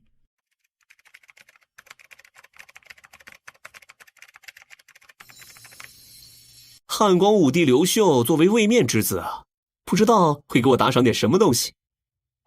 宿主，汉光武帝刘秀对你进行了打赏，是否提取？提取，让我看看是什么宝贝。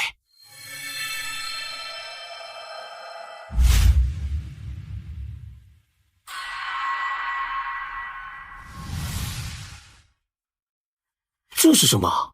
汉光武帝被称之为中兴之君与定鼎帝王，鼎是传国重器，而天子又有一言九鼎的说法，所以汉光武帝赠送了宿主9鼎。这些鼎值钱吗？系统将以30亿的价格回收9鼎，是否回收？9鼎意义非凡，将来必定要让他们重现华夏。回收！哈哈，发财了，发财了！历史奸臣前4名了，接下来的这个奸臣就是他，让大汉王朝分成了东汉和西汉，也是汉光武帝刘秀的宿敌。朕刚说完大汉没奸臣，结果就出来了一个董卓，这不是啪啪打我脸吗？还有天幕里为什么说朕的大汉分成了东汉和西汉？夫臣参见门命。难道是大汉王朝在流传过程中出现了什么意外？我突然有股不祥的预感，朕的大汉不会还有奸臣吧？为什么天幕里还没有把咱们的当朝大奸臣宰相秦桧曝光？秦桧害死了岳飞，与金国讲和，卖国求荣，让别的国家都以为大宋是个软弱好欺负的帝国。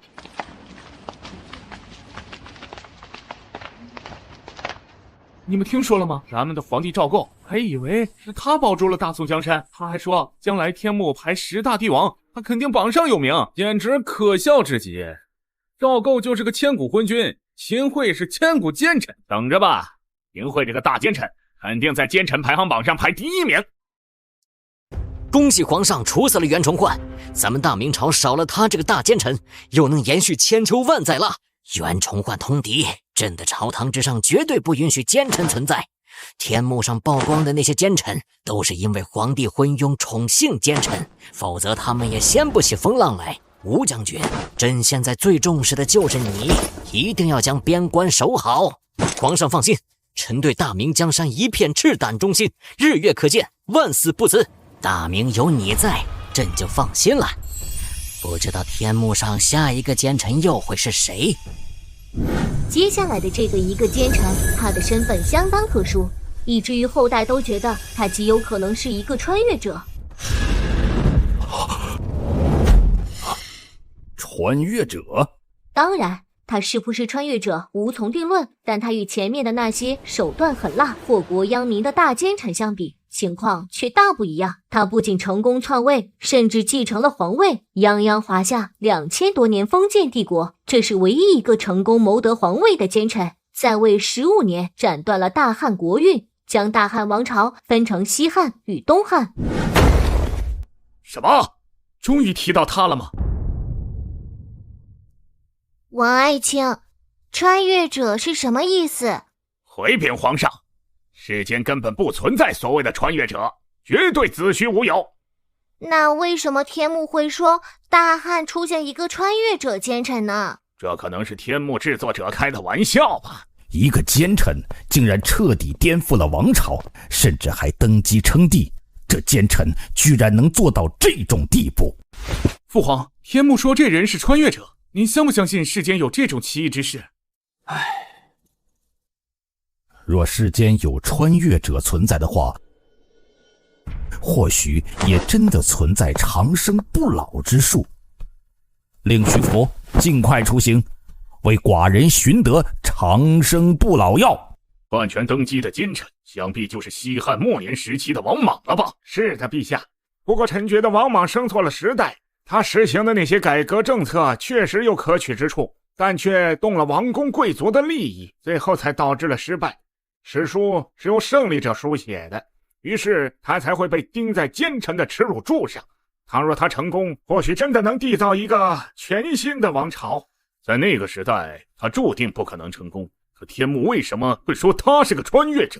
奸臣大多都是大奸大恶、残暴狠辣、阴险歹毒、自私自利的人。可这个奸臣不一样，他饱读诗书，年轻之时就已经闻名全国，是当世的才俊英才，习得文武艺，报与帝王家。若是从早期表现来看，他与董卓颇有相像之处。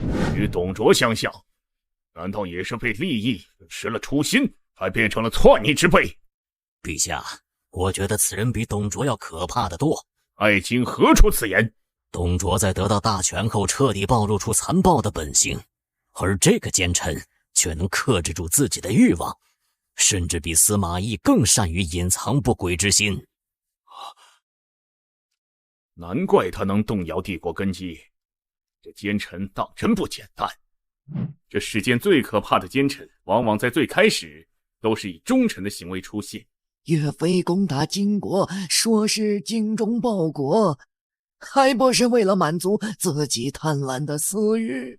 夏爱卿，幸好大宋还有你，不然任由岳飞胡来，权力越来越大，肯定会谋权篡逆。皇上英明，您的丰功伟绩绝对会记在史书之上，千古流传。当年汉高祖刘邦斩蛇起义，以至于后世有很多人说这个大奸臣就是来报复刘氏大汉的，因为他的名字叫做王莽。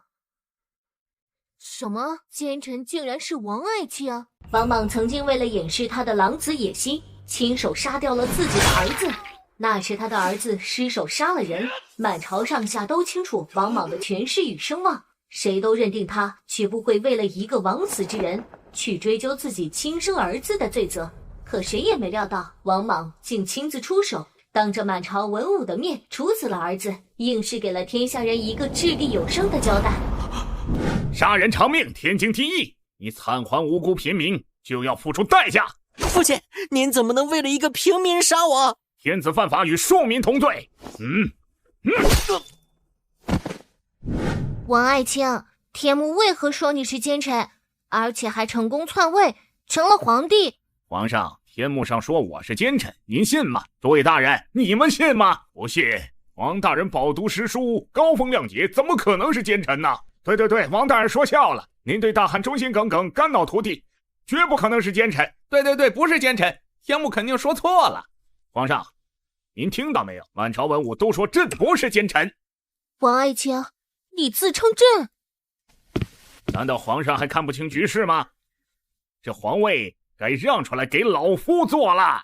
杀死亲生儿子，这一手直接将那奸臣的威望推向顶峰，满朝文武、天下百姓无不将他视作忠贞为国的贤臣，好一招以退为进的毒计。陛下，难道您不觉得可悲吗？他杀死了自己的儿子，今后他的亲人必然会疏远，众叛亲离。就算他成功篡逆，他的人生也是失败的。那只能说明王莽城府极深。王莽在朝中威望权力越来越高，但他却不像其他奸臣那样结党营私、贪污受贿、祸乱朝纲，而是勤于政务，对待百姓也表现得爱民如子。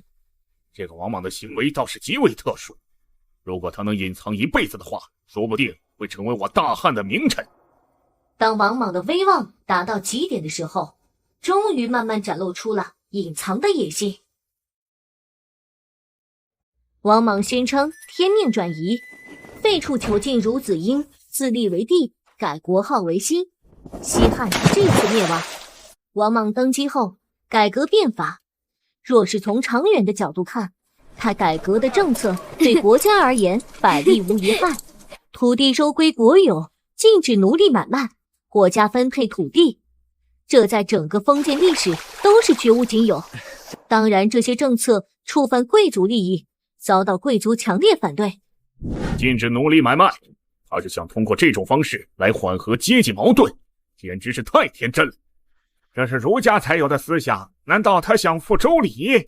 王莽改革货币政策，建立国家银行，对百姓提供信贷服务，兴兵简政，这些思想放在那个时代都太过超前，所以最后都以失败告终。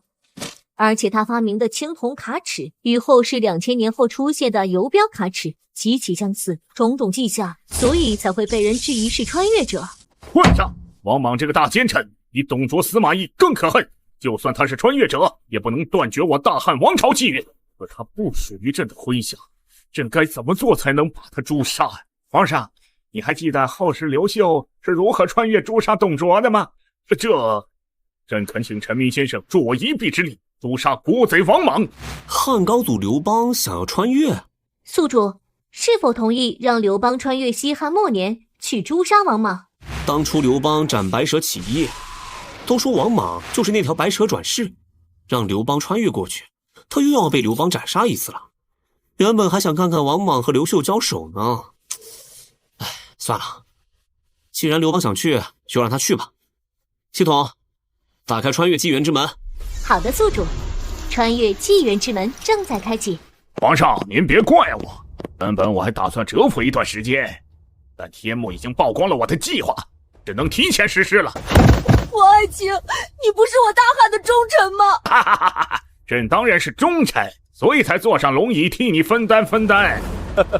江山本就是能者居之，没有谁规定等是刘家的人才能做皇帝。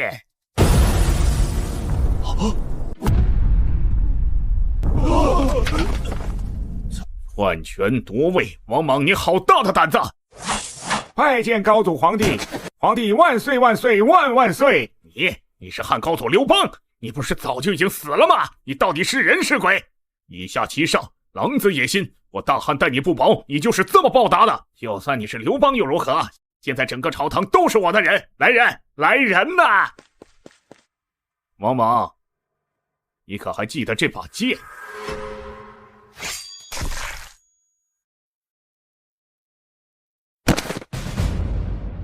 你们都是汉臣，国家危难之际不思报国，与禽兽何异？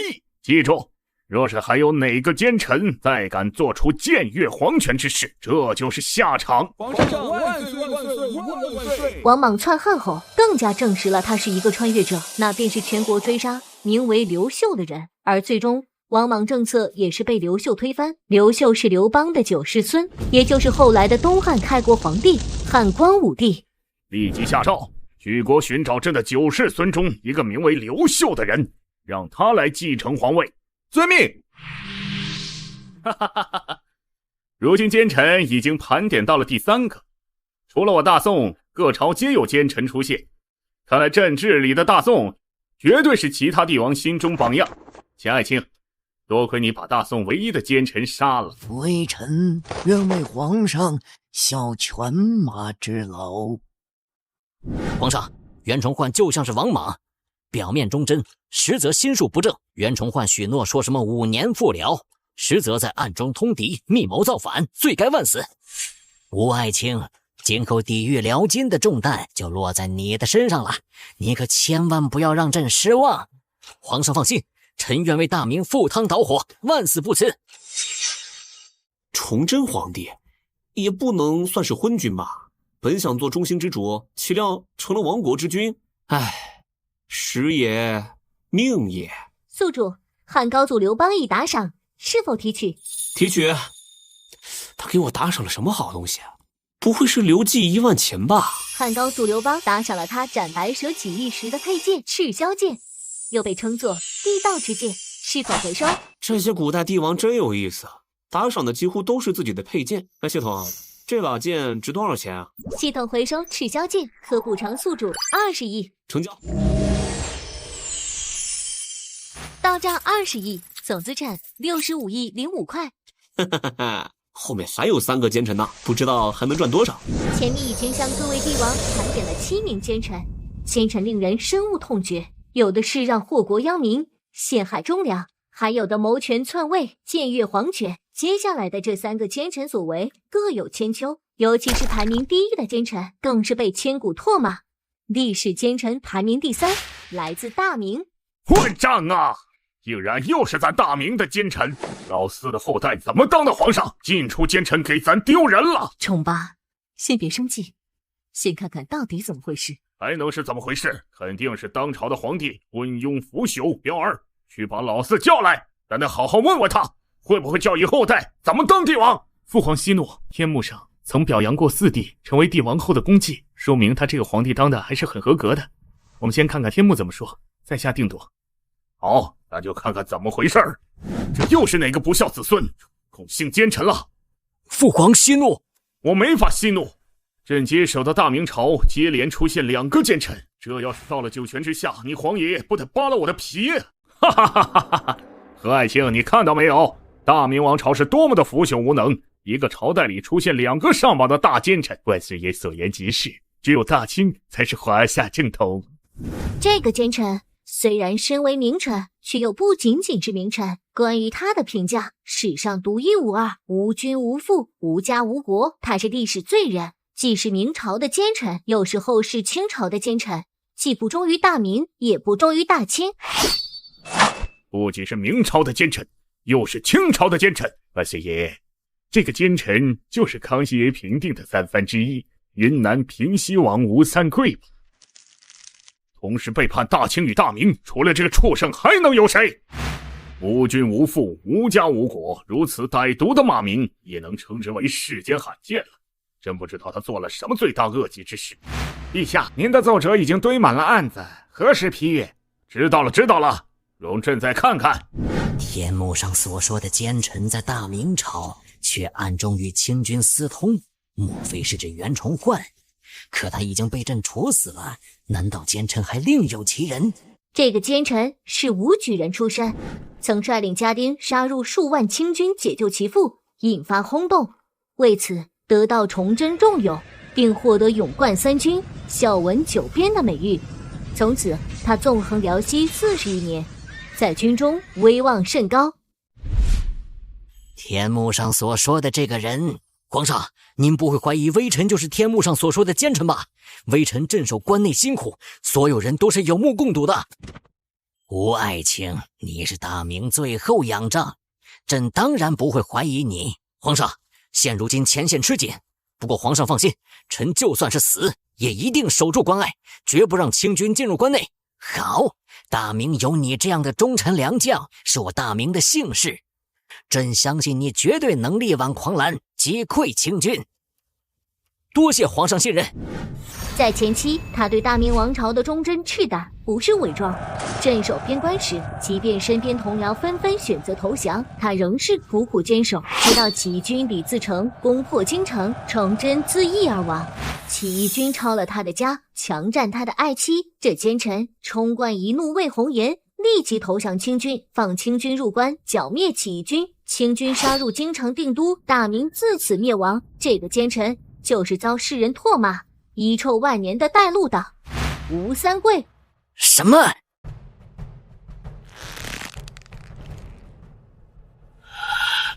混账！没想到咱的大明也在奸臣手中毁于一旦。大明王朝最后一位皇帝崇祯皇帝，在叛军攻入京城时，并未选择逃亡，而是以身殉国，自缢煤山，并留下一句：任贼分裂阵师，误伤百姓一人。崇祯皇帝还算是有骨气，誓死不降。吴三桂放女真族清军入关，在清军麾下效力，表现极其勇猛，亲手消灭南明政权，为清朝统一全国立下赫赫功勋。清朝准予吴三桂开藩设府，异姓称王。他本是大明重臣，却在背叛了大明投靠大清后，拥有了享之不尽的荣华富贵。混账！这个吴三桂卖国求荣，真该死！大明和大清应该都是后世王朝，这个人先背叛了大明，投靠大清后又背叛了大清，如此反复无常，后世的奸臣真是各有千秋。父皇，天幕说清朝是华夏最后一个王朝，难道这个清朝真的做到了千秋永存？我看未必。清朝是由女真人统治，女真人是什么部落？寡人怎么从未听说过？天幕上说位于山海关外，难道是肃慎族人？无论是不是，立即派蒙恬和王翦率兵前往，将其部落一个不留，全部诛杀。我华夏的江山怎可让异族统治？好一个异楼族！卫青，你立即率兵前往山海关外，让这个民族离庭扫血。只要死的，不要活的。我汉人江山，只有汉人才是正统。女真族是山海关以外的漠河族。让李靖去。朕不想再听到有关这个民族的事。宠幸吴三桂的顺治帝死后，不信任异姓王的康熙帝继位，开始着手削藩。吴三桂得知后，竟高举起反清复明旗帜，起兵造反，叛变大清。吴三桂造反，起初势如破竹，甚至与大清划江而治，建吴州称帝。不过，吴三桂只做了5个月皇帝就病逝了。而他所建立的吴州王朝也被大清绞杀殆尽。纵观吴三桂一生，反复无常，投机骑强，两朝奸臣，遗臭万年。吴三桂，你还有什么话说？皇上，天幕是在谣言惑众。如今的大明风雨飘扬，内忧外患，如果不是有我在，你的大明早就亡了。放肆！你竟敢对皇上如此无礼，难道你想谋逆造反吗？我可没兴趣造反。现在的大明一大堆烂摊子，谁愿意接啊？你这个皇帝还想重现大明荣光，简直是天大的笑话！混账！来人，把吴三桂拖下去，关入死牢！还愣着做什么？快把这个乱臣贼子拿下！不用白费功夫了，崇祯，你好好看看吧。大明气数已尽，不是你凭一己之力就能改变得了的。此一时彼一时，大明亡国是顺应天道。你人为财死，鸟为食亡。我对大明已经是仁至义尽了，你就算是杀了我，也无法改变大明灭亡的命运。或许在吴三桂自己心里，始终不觉得他是个奸臣吧。他应该认为自己聪明，懂得审时度势，也不知道这样做究竟对不对。皇上，臣还要去镇守关隘，就先失陪了。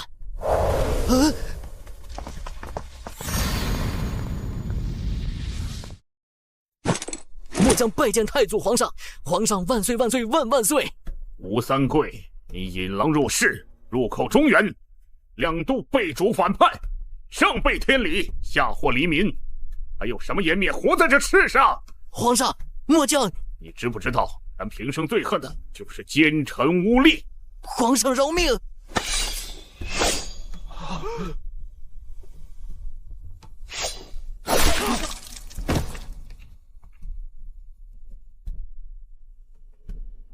孙臣见过太祖爷爷。起来吧，大明江山灭亡，错不在你一人。这点是非，咱还是能辨别的。太祖爷爷，我愧对列祖列宗。朝代更迭，江山变幻，本就是天意。大明已经回天乏术，但至少你给了大明一个体面的结局。太祖爷爷，您能不能告诉我该怎么做才能保住大明江山？丢了江山，你是大明的罪。作为君王，你守住了底线。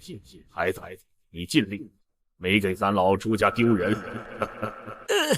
太祖爷爷，崇祯这皇帝是有点能力，只可惜生不逢时啊！不只有人祸，还有天灾，恰逢小冰河时期，换任何一个帝王都怕是无力回天。宿主，明太祖朱元璋已经对宿主打赏，是否提取？提取。老朱倡导勤俭，抠抠搜搜的，他送我的东西应该不值几个钱吧？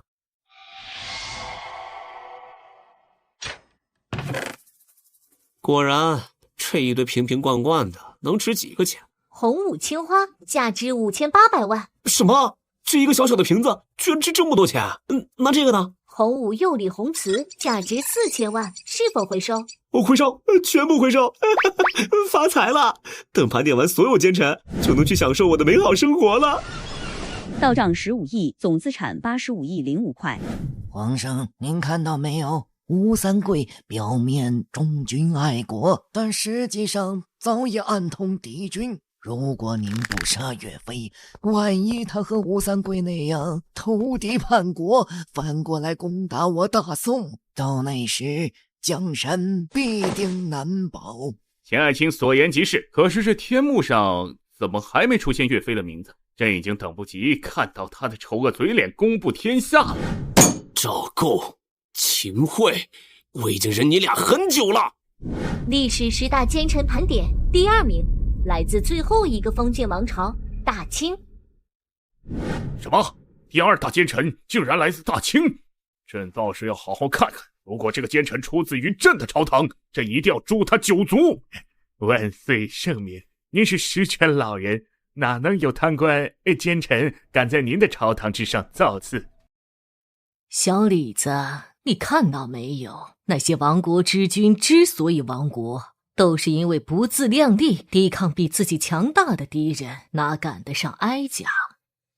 只要签个条约，赔点款，就能保住江山。老佛爷说的是，正是因为有老佛爷，咱大清才能成为长盛不衰的帝国。哼，奴才斗胆有一个提议，不知道当讲不当讲？什么提议？老佛爷保全了大清是女中豪杰，相比武则天也不遑多让。奴才认为，大清的皇位，没有人更适合老佛爷去做。女帝，哈哈哈哈哈哈！哀家也正有此意，哈哈哈。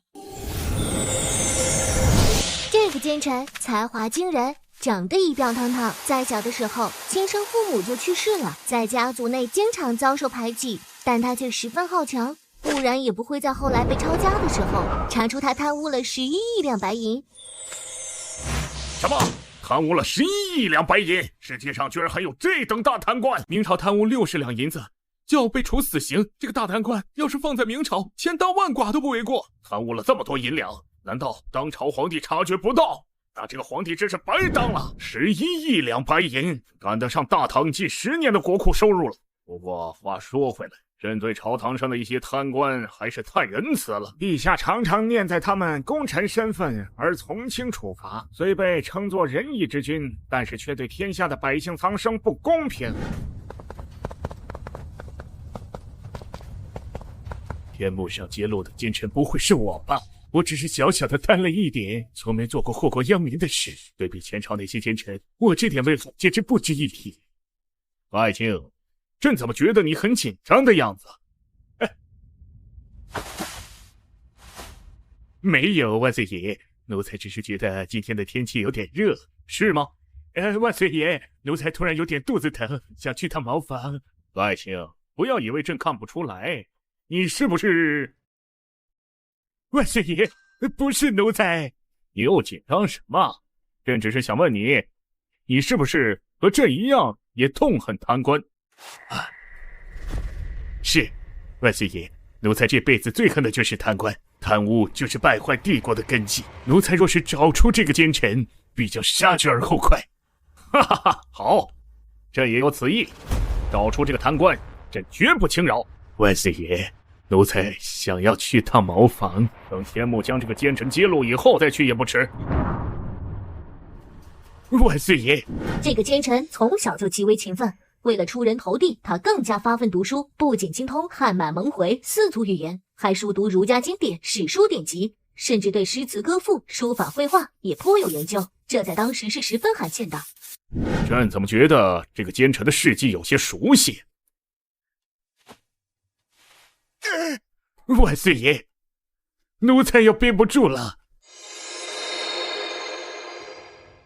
这个奸臣靠着贵人提携进入朝堂，他非常善于察言观色、阿谀奉承，暗中研究皇上言行习惯和喜好，终于受到皇帝的赏识，仕途一路飙升。年仅26岁就被提拔成户部侍郎，同时还担任军机大臣，位高权重。靠着皇帝的信任，他开始贪污受贿、结党营私，大肆疯狂敛财。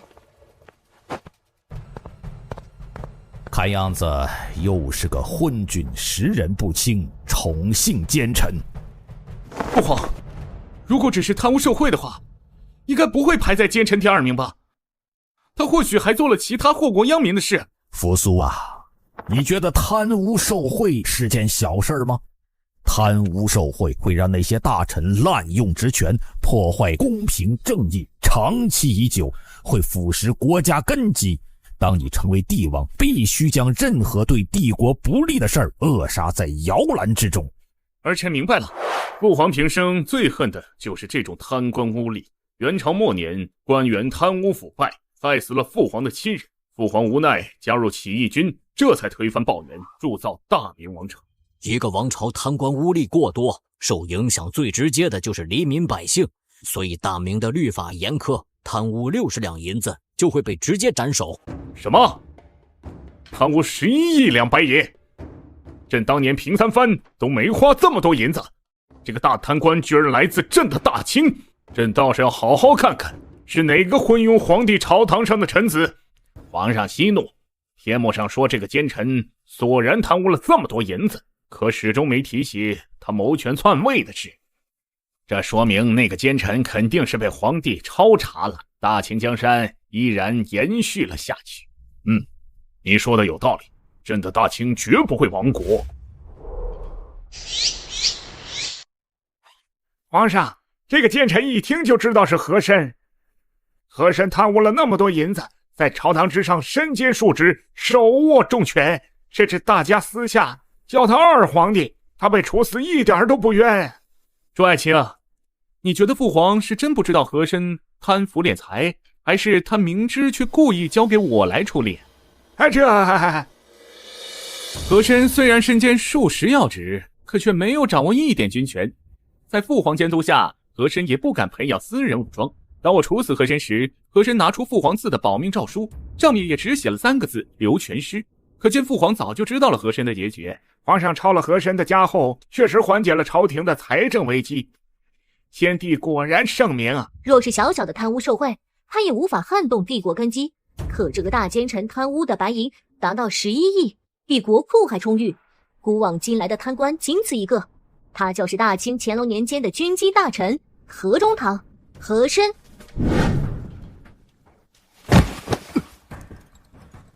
万岁爷，奴才冤枉啊！奴才冤枉！和珅，天幕已经把你的行径全部揭露出来了，你还敢在朕的面前喊冤枉？万岁爷，奴才承认，奴才是小小的贪了一点，但奴才对万岁爷一直忠心耿耿，绝无叛逆之心。朕相信你没有叛逆之心，不过你说你只是小小的贪污了一点，那天幕上怎么说你贪污了11亿两白银？现在你比我这个皇上还有钱。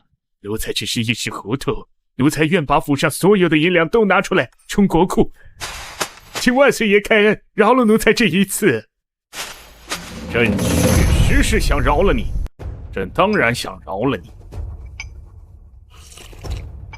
毕竟整个朝堂上，你是最懂朕的喜好，最能讨朕欢心的大臣。多谢万岁爷，多谢万岁爷。可如果朕饶了你，天下百姓会怎么说朕？他们会说你是朕最信任的大臣，在朕的眼皮子底下瞒天过海，贪污这么多银两。他们会把朕当成一个昏君。奴才让万岁爷蒙羞，奴才该死。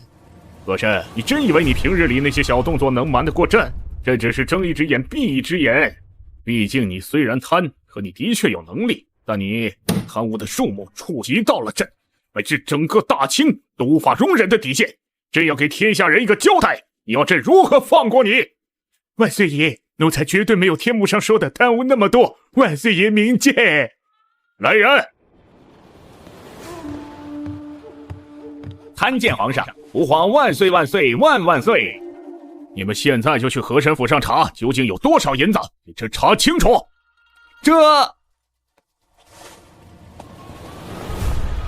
幸好银子没有全部都放在府上，要不然今天就真的死定了。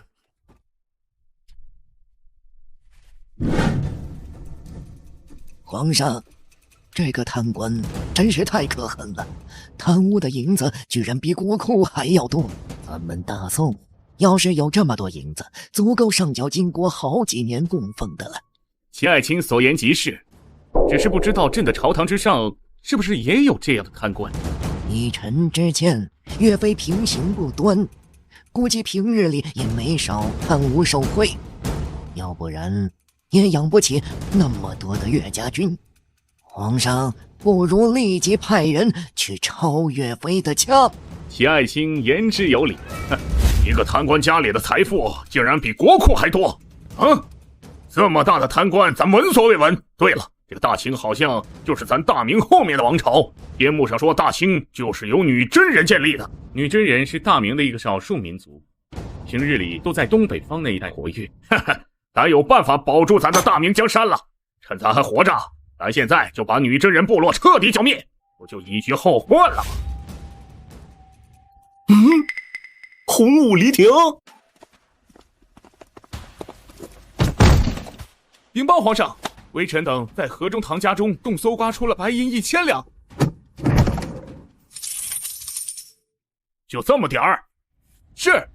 万岁爷，奴才是因为小时候穷怕了才贪污的，但奴才贪污的数量绝对没有天幕上说的那么多，求皇上明鉴。朕曾规定各地督府贪污1万两以上才论斩，河中堂只贪污1000两，虽然死罪可免，但活罪难逃。从今天开始，官职降1品，此事就此作罢。万岁爷圣明。既然是冤枉了，那就起来吧。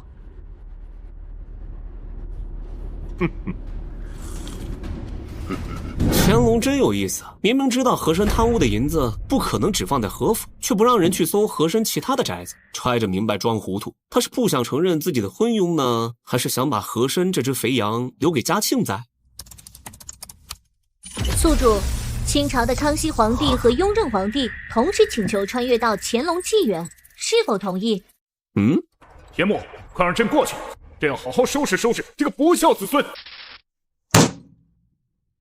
请陈明先生让朕穿越，朕保证不打死乾隆。把和珅的视频全部放完，看看他们还会不会要求穿越。好的，宿主。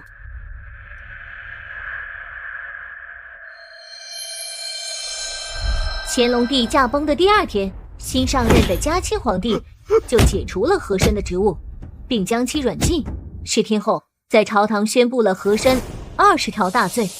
和珅所犯大罪：欺君罔上，结党营私，贪赃枉法，僭越礼制，私藏珍珠手串200余，多于大内数倍。大珠大鱼御用灌顶。和珅，你还有何话说？皇上恕罪，臣罪该万死。臣谢主隆恩。父亲，以上军营皆如镜花水月，你们当以我为戒。和珅在乾隆皇帝驾崩后的第15天就被嘉庆帝赐死在刑部大牢。嘉庆查抄和珅家产的总和相当于清政府15年财政收入。后世还传出和珅倒嘉庆宝的民谣。和珅绝顶聪明，却把才智用在了钻营贪腐上。他精通经济，却用这些知识中饱私囊。他深谙权术，最终却被权力反噬。宿主，康熙帝与雍正帝已经不再要求穿越纪元了。看来他们俩都不傻，知道乾隆为什么不杀和珅。只不过嘉庆杀和珅杀的也不是时候，看来这次是得不到打赏了。宿主，康熙、雍正、乾隆3代帝王同时向您打赏，是否提取？3个帝王同时打赏，那得值多少钱呀？提取。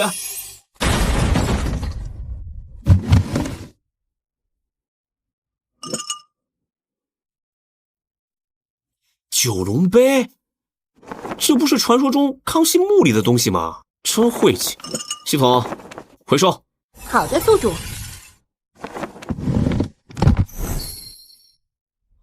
啊，这不会是血滴子吧？是的，宿主，是否回收？我要血滴子有什么用啊？回收。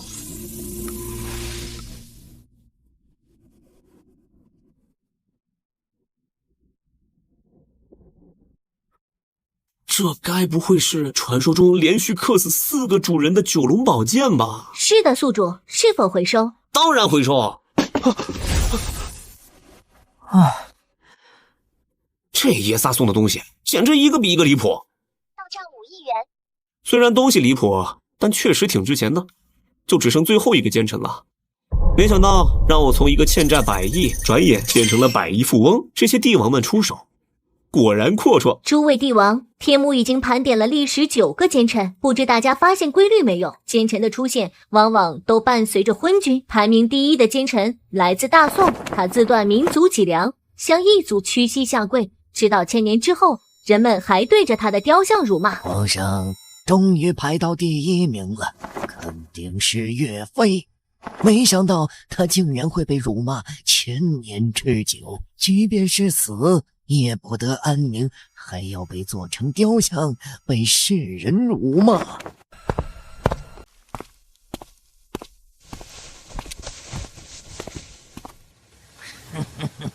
岳飞呀岳飞，很快天幕就会将你丑恶的嘴脸公之于众了。皇上，你看到没有？这是岳飞的雕像。幸好我们提前诛杀了岳飞，不然他肯定会对大宋造成无法想象的危害。这还多亏了秦爱卿。皇上，您快看，又出现了2个跪着的雕像，而且那2个人看上去有点眼熟啊！什么？这是什么情况？秦爱卿，为什么你和你的老婆会被人做成雕像，跪在岳飞的雕像跟前？看到没有？天幕终于要揭露秦桧那个大奸臣了。秦桧害死了岳武穆，就算再跪上1000年，也洗脱不掉他的罪名。武穆，您看到了没有？苍天神迹要为您伸冤了。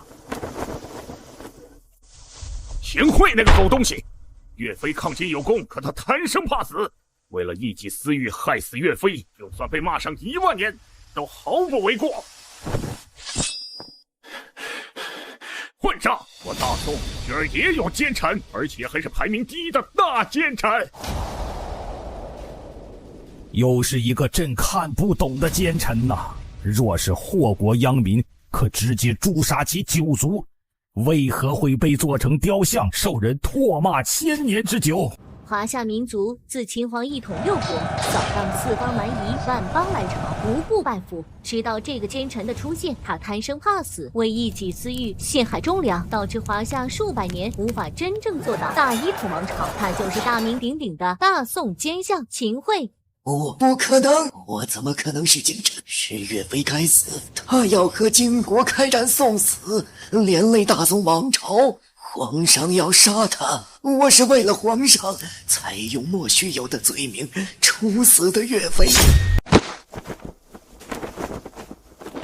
皇上明鉴，臣对皇上忠心耿耿，天地可见，日月可表。秦爱卿莫慌，秦桧所做都是朕的手，若他是千古奸臣，那岂不是意味着朕也会背上千古昏君的骂名？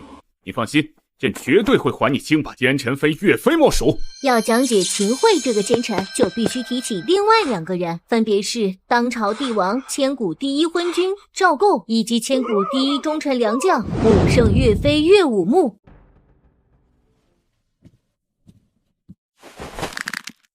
什么？天幕竟然说朕是千古第1昏君，朕是千古一帝，不是昏君。混账！昏君就算了啊，还千古第1昏君，居然是朕的后世子孙！这个后世王朝被天幕如此不留情面揭露，一门父子3人都是昏君，究竟是发生了什么事？俺的大明不割地、不赔款、不纳贡、不和亲，焉自守国门，君王死社稷。可这个赵构心胸狭隘、懦弱无能，将黎民百姓置于水火，千古第1昏君都不足以形容他。大宋是一个充满耻辱的帝国，为做到大一统，而且昏君频出，大宋一朝就出现3代昏君。而且还是父子3人。赵构的父亲宋徽宗昏庸至极，他在位期间发生了一件放在整个华夏历史上都是屈辱之极的事件。混账！父子3人都是昏君，我怎么会有这样的后世子孙？把我大宋的颜面全部都丢掉了！千古第1昏君，就连隋炀帝杨广都没有遭此骂名。这个帝王到底做了什么十恶不赦的事？不，我们父子3人不是昏君。我们的对手是强大到令人胆颤的金国，我们完全没有抵抗的能力。臣服是最好的选择。500年来，能打到这里的帝王也就只有我了。多贺皇爷爷风浪继续。宋朝那一门3代帝王是华夏永远抹不去的耻辱，靖康耻犹未雪，臣子恨何时灭？宋徽宗在金国军队来袭时胆怯懦弱，不敢抵抗，居然把皇位传给了儿子宋钦宗，而宋钦宗更是做出割地赔款的丧权辱国行为，为了满足条款，甚至鱼肉百姓。好在关键时刻，李纲率宋军击退了金兵，可大战刚结束，李纲就被宋钦宗罢免了一切职务。耻辱，耻辱啊！身为帝王，非但不反抗杀敌，居然鱼肉百姓，听小人远忠良，实在是混账至极。敌人兵临城下，明明有忠臣良将可用，却只想着俯首称臣，这样的人也配称为帝王，简直有辱天子二字。宋钦宗已经这么昏庸了，但还没被天目定义为千古第一昏君，恐怕那赵构的昏庸程度只会比宋钦宗有过之而无不及。李纲被罢免后，金国再次来袭，当朝皇帝宋钦宗父子2人吓得魂不附体，不敢有任何抵抗。接下来就发生了令整个华夏都为人不齿的靖康之耻。大宋所有王臣贵族都被金国用千阳礼羞辱，王宫内的王妃甚至公主也惨遭惊人的羞辱。靖康之耻将宋徽宗、宋钦宗2代皇帝以及宋朝的王公贵族彻底钉在了耻辱柱上。没想到后世的王朝内居然出现了这般无能的皇帝！来人，去彻查这些金国人的祖先是谁，朕要彻底荡平他们，以绝后患。遵命。我后世华夏居然会被一族如此羞辱，他们2任帝王的骨气甚至比不上明朝最后一个崇祯皇帝，面对强敌深受屈辱，也不敢以死明志。昏君对国家的危害比奸臣更可怕，用昏君形容他们，都辱没了昏君2字，简直骇人听闻。当初我们女真人入关，就有一些冥顽不灵的汉人，觉得他们才是华夏正统，而我们女真人没有资格一统天下，真是可笑至极。至少咱们大清绝对不可能出现这样丧权辱国的帝王。皇上所言极是，我们大清是最后一个千秋万世的王朝，这足以说明我们女真人远胜汉人。不，靖康耻是金国人的耻辱，是他们凶狠残暴，滥杀无辜，他们才该被钉在耻辱柱。皇上言之有理，靖康不是大宋的耻辱，皇上诛杀岳飞是圣明之举。不错，这是95之尊，一国之君，看谁敢将这千古第一昏君的名讳安在朕的头上，朕诛他9族。皇上圣明。靖康耻后，大宋立赵构为帝，希望赵构重新带领大宋王朝走向巅峰。然而赵构所为却是将大宋拖入更深的深渊，他的所作所为与金国走狗无异，天下黎民甚至将其称之为完颜构。靖康之变后，岳飞精忠报国，率领岳家军迎战金国。然而赵构与秦桧却是懦弱胆小、无能怕事之辈。就在岳飞杀得金国人仰马翻，即将收复山河，再造大宋威名的时候，在奸相秦桧的怂恿下，赵构连下12道金牌，召岳飞班师回朝。等岳飞回朝后，秦桧用一道莫须有的罪名将岳飞处死。这个混账，整个朝堂之上唯一的忠臣良将，就这样被他处死了。可笑岳飞一生征战，没死在战场，却是死在自己人手中。对敌唯唯诺诺，对自己人雷厉风行，这种只会窝里横的帝王，真该千刀万剐。皇上，您不立太子之事，难道也有这个原因？担心后世软弱无能？不错，所以我打算将皇位传给我的弟弟赵光义。贼老天，你凭什么说这是昏君？难道你以为朕不想扬国威？实在是对手太强，这是为了天下百姓不再受战乱之苦。谁让你们进来的？皇上，天目已经揭露秦桧所为，臣等恳请皇上诛杀奸相秦桧。皇上，您可千万不能听他们谗言，臣对皇上的忠心，天地可见。爱卿请起，你们相信天目上的话，也觉得这是千古第一昏君？这赵构根本就不配称之为一代君王，真正的君王要有骨气和血性。金国夺走大宋的疆土，他明明可以让岳飞收复回来，可他却偏系奸臣，诛杀忠臣良将，遗臭万年也不冤枉。小李子，哀家倒是觉得赵构才是明智之举，就像咱大清那些杨大人，只要把他们伺候好，就能保下大清江山。割地赔款又算得了什么？什么狗屁丧权辱国，那都是没脑子的人才会说出来的话。老佛爷所言极是，老佛爷称帝之事，呵呵，明天我就让光绪退位，哀家要做第二女帝。老佛爷，不，女帝英明，女帝万岁万岁万万岁！等哀家称帝后，小李子，你就是哀家身边第一大臣。多谢女帝陛下。朕绝不做千古第一昏君。来人，把史官给朕叫来。臣在。刚才天目说的那些话，你记下来了没有？回皇上，微臣已如实记录。混账！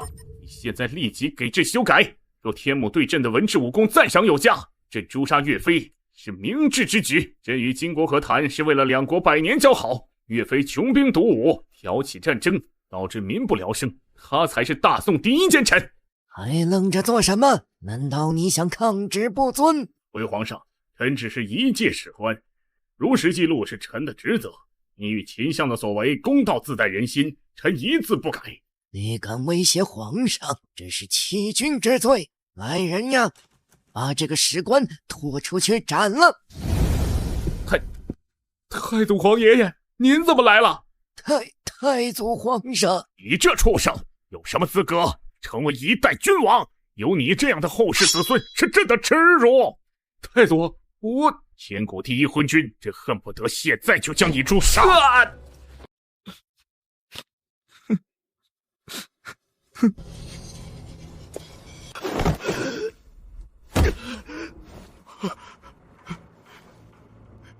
太祖皇上，这件事不是皇上的错，实在是秦国太强了。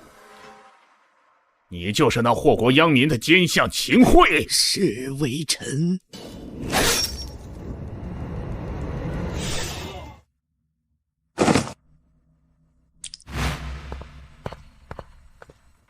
我本想直接诛杀你这懦弱昏庸鼠辈，但国不可一日无君，朕且饶你一命。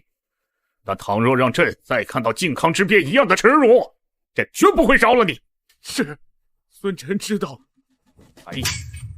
朝堂之上的大臣，那些投降派全部诛杀，一个不留。是。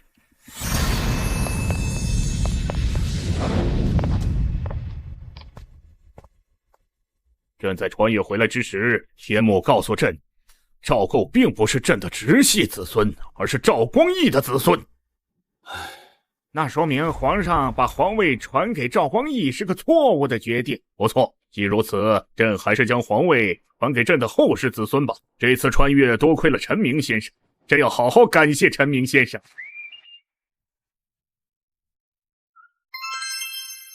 这就是宋太祖给我打赏的东西啊，一根破棍子。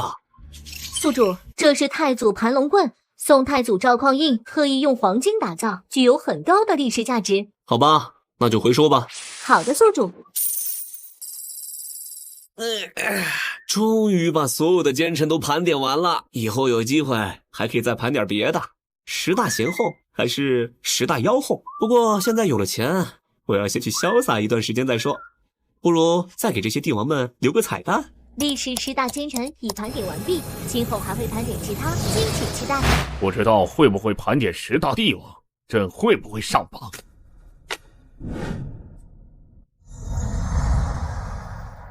最后，天幕制作者陈明告知所有帝王，封建王朝持续2000多年，最终在清王朝结束。什么？朕的大清居然也亡了？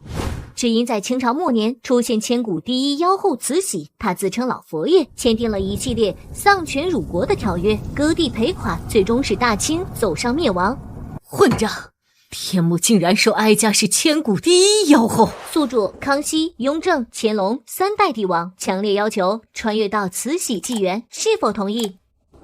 那也要等我潇洒完回来再说。嘿嘿嘿，奢华别墅，杭州美女，我来啦！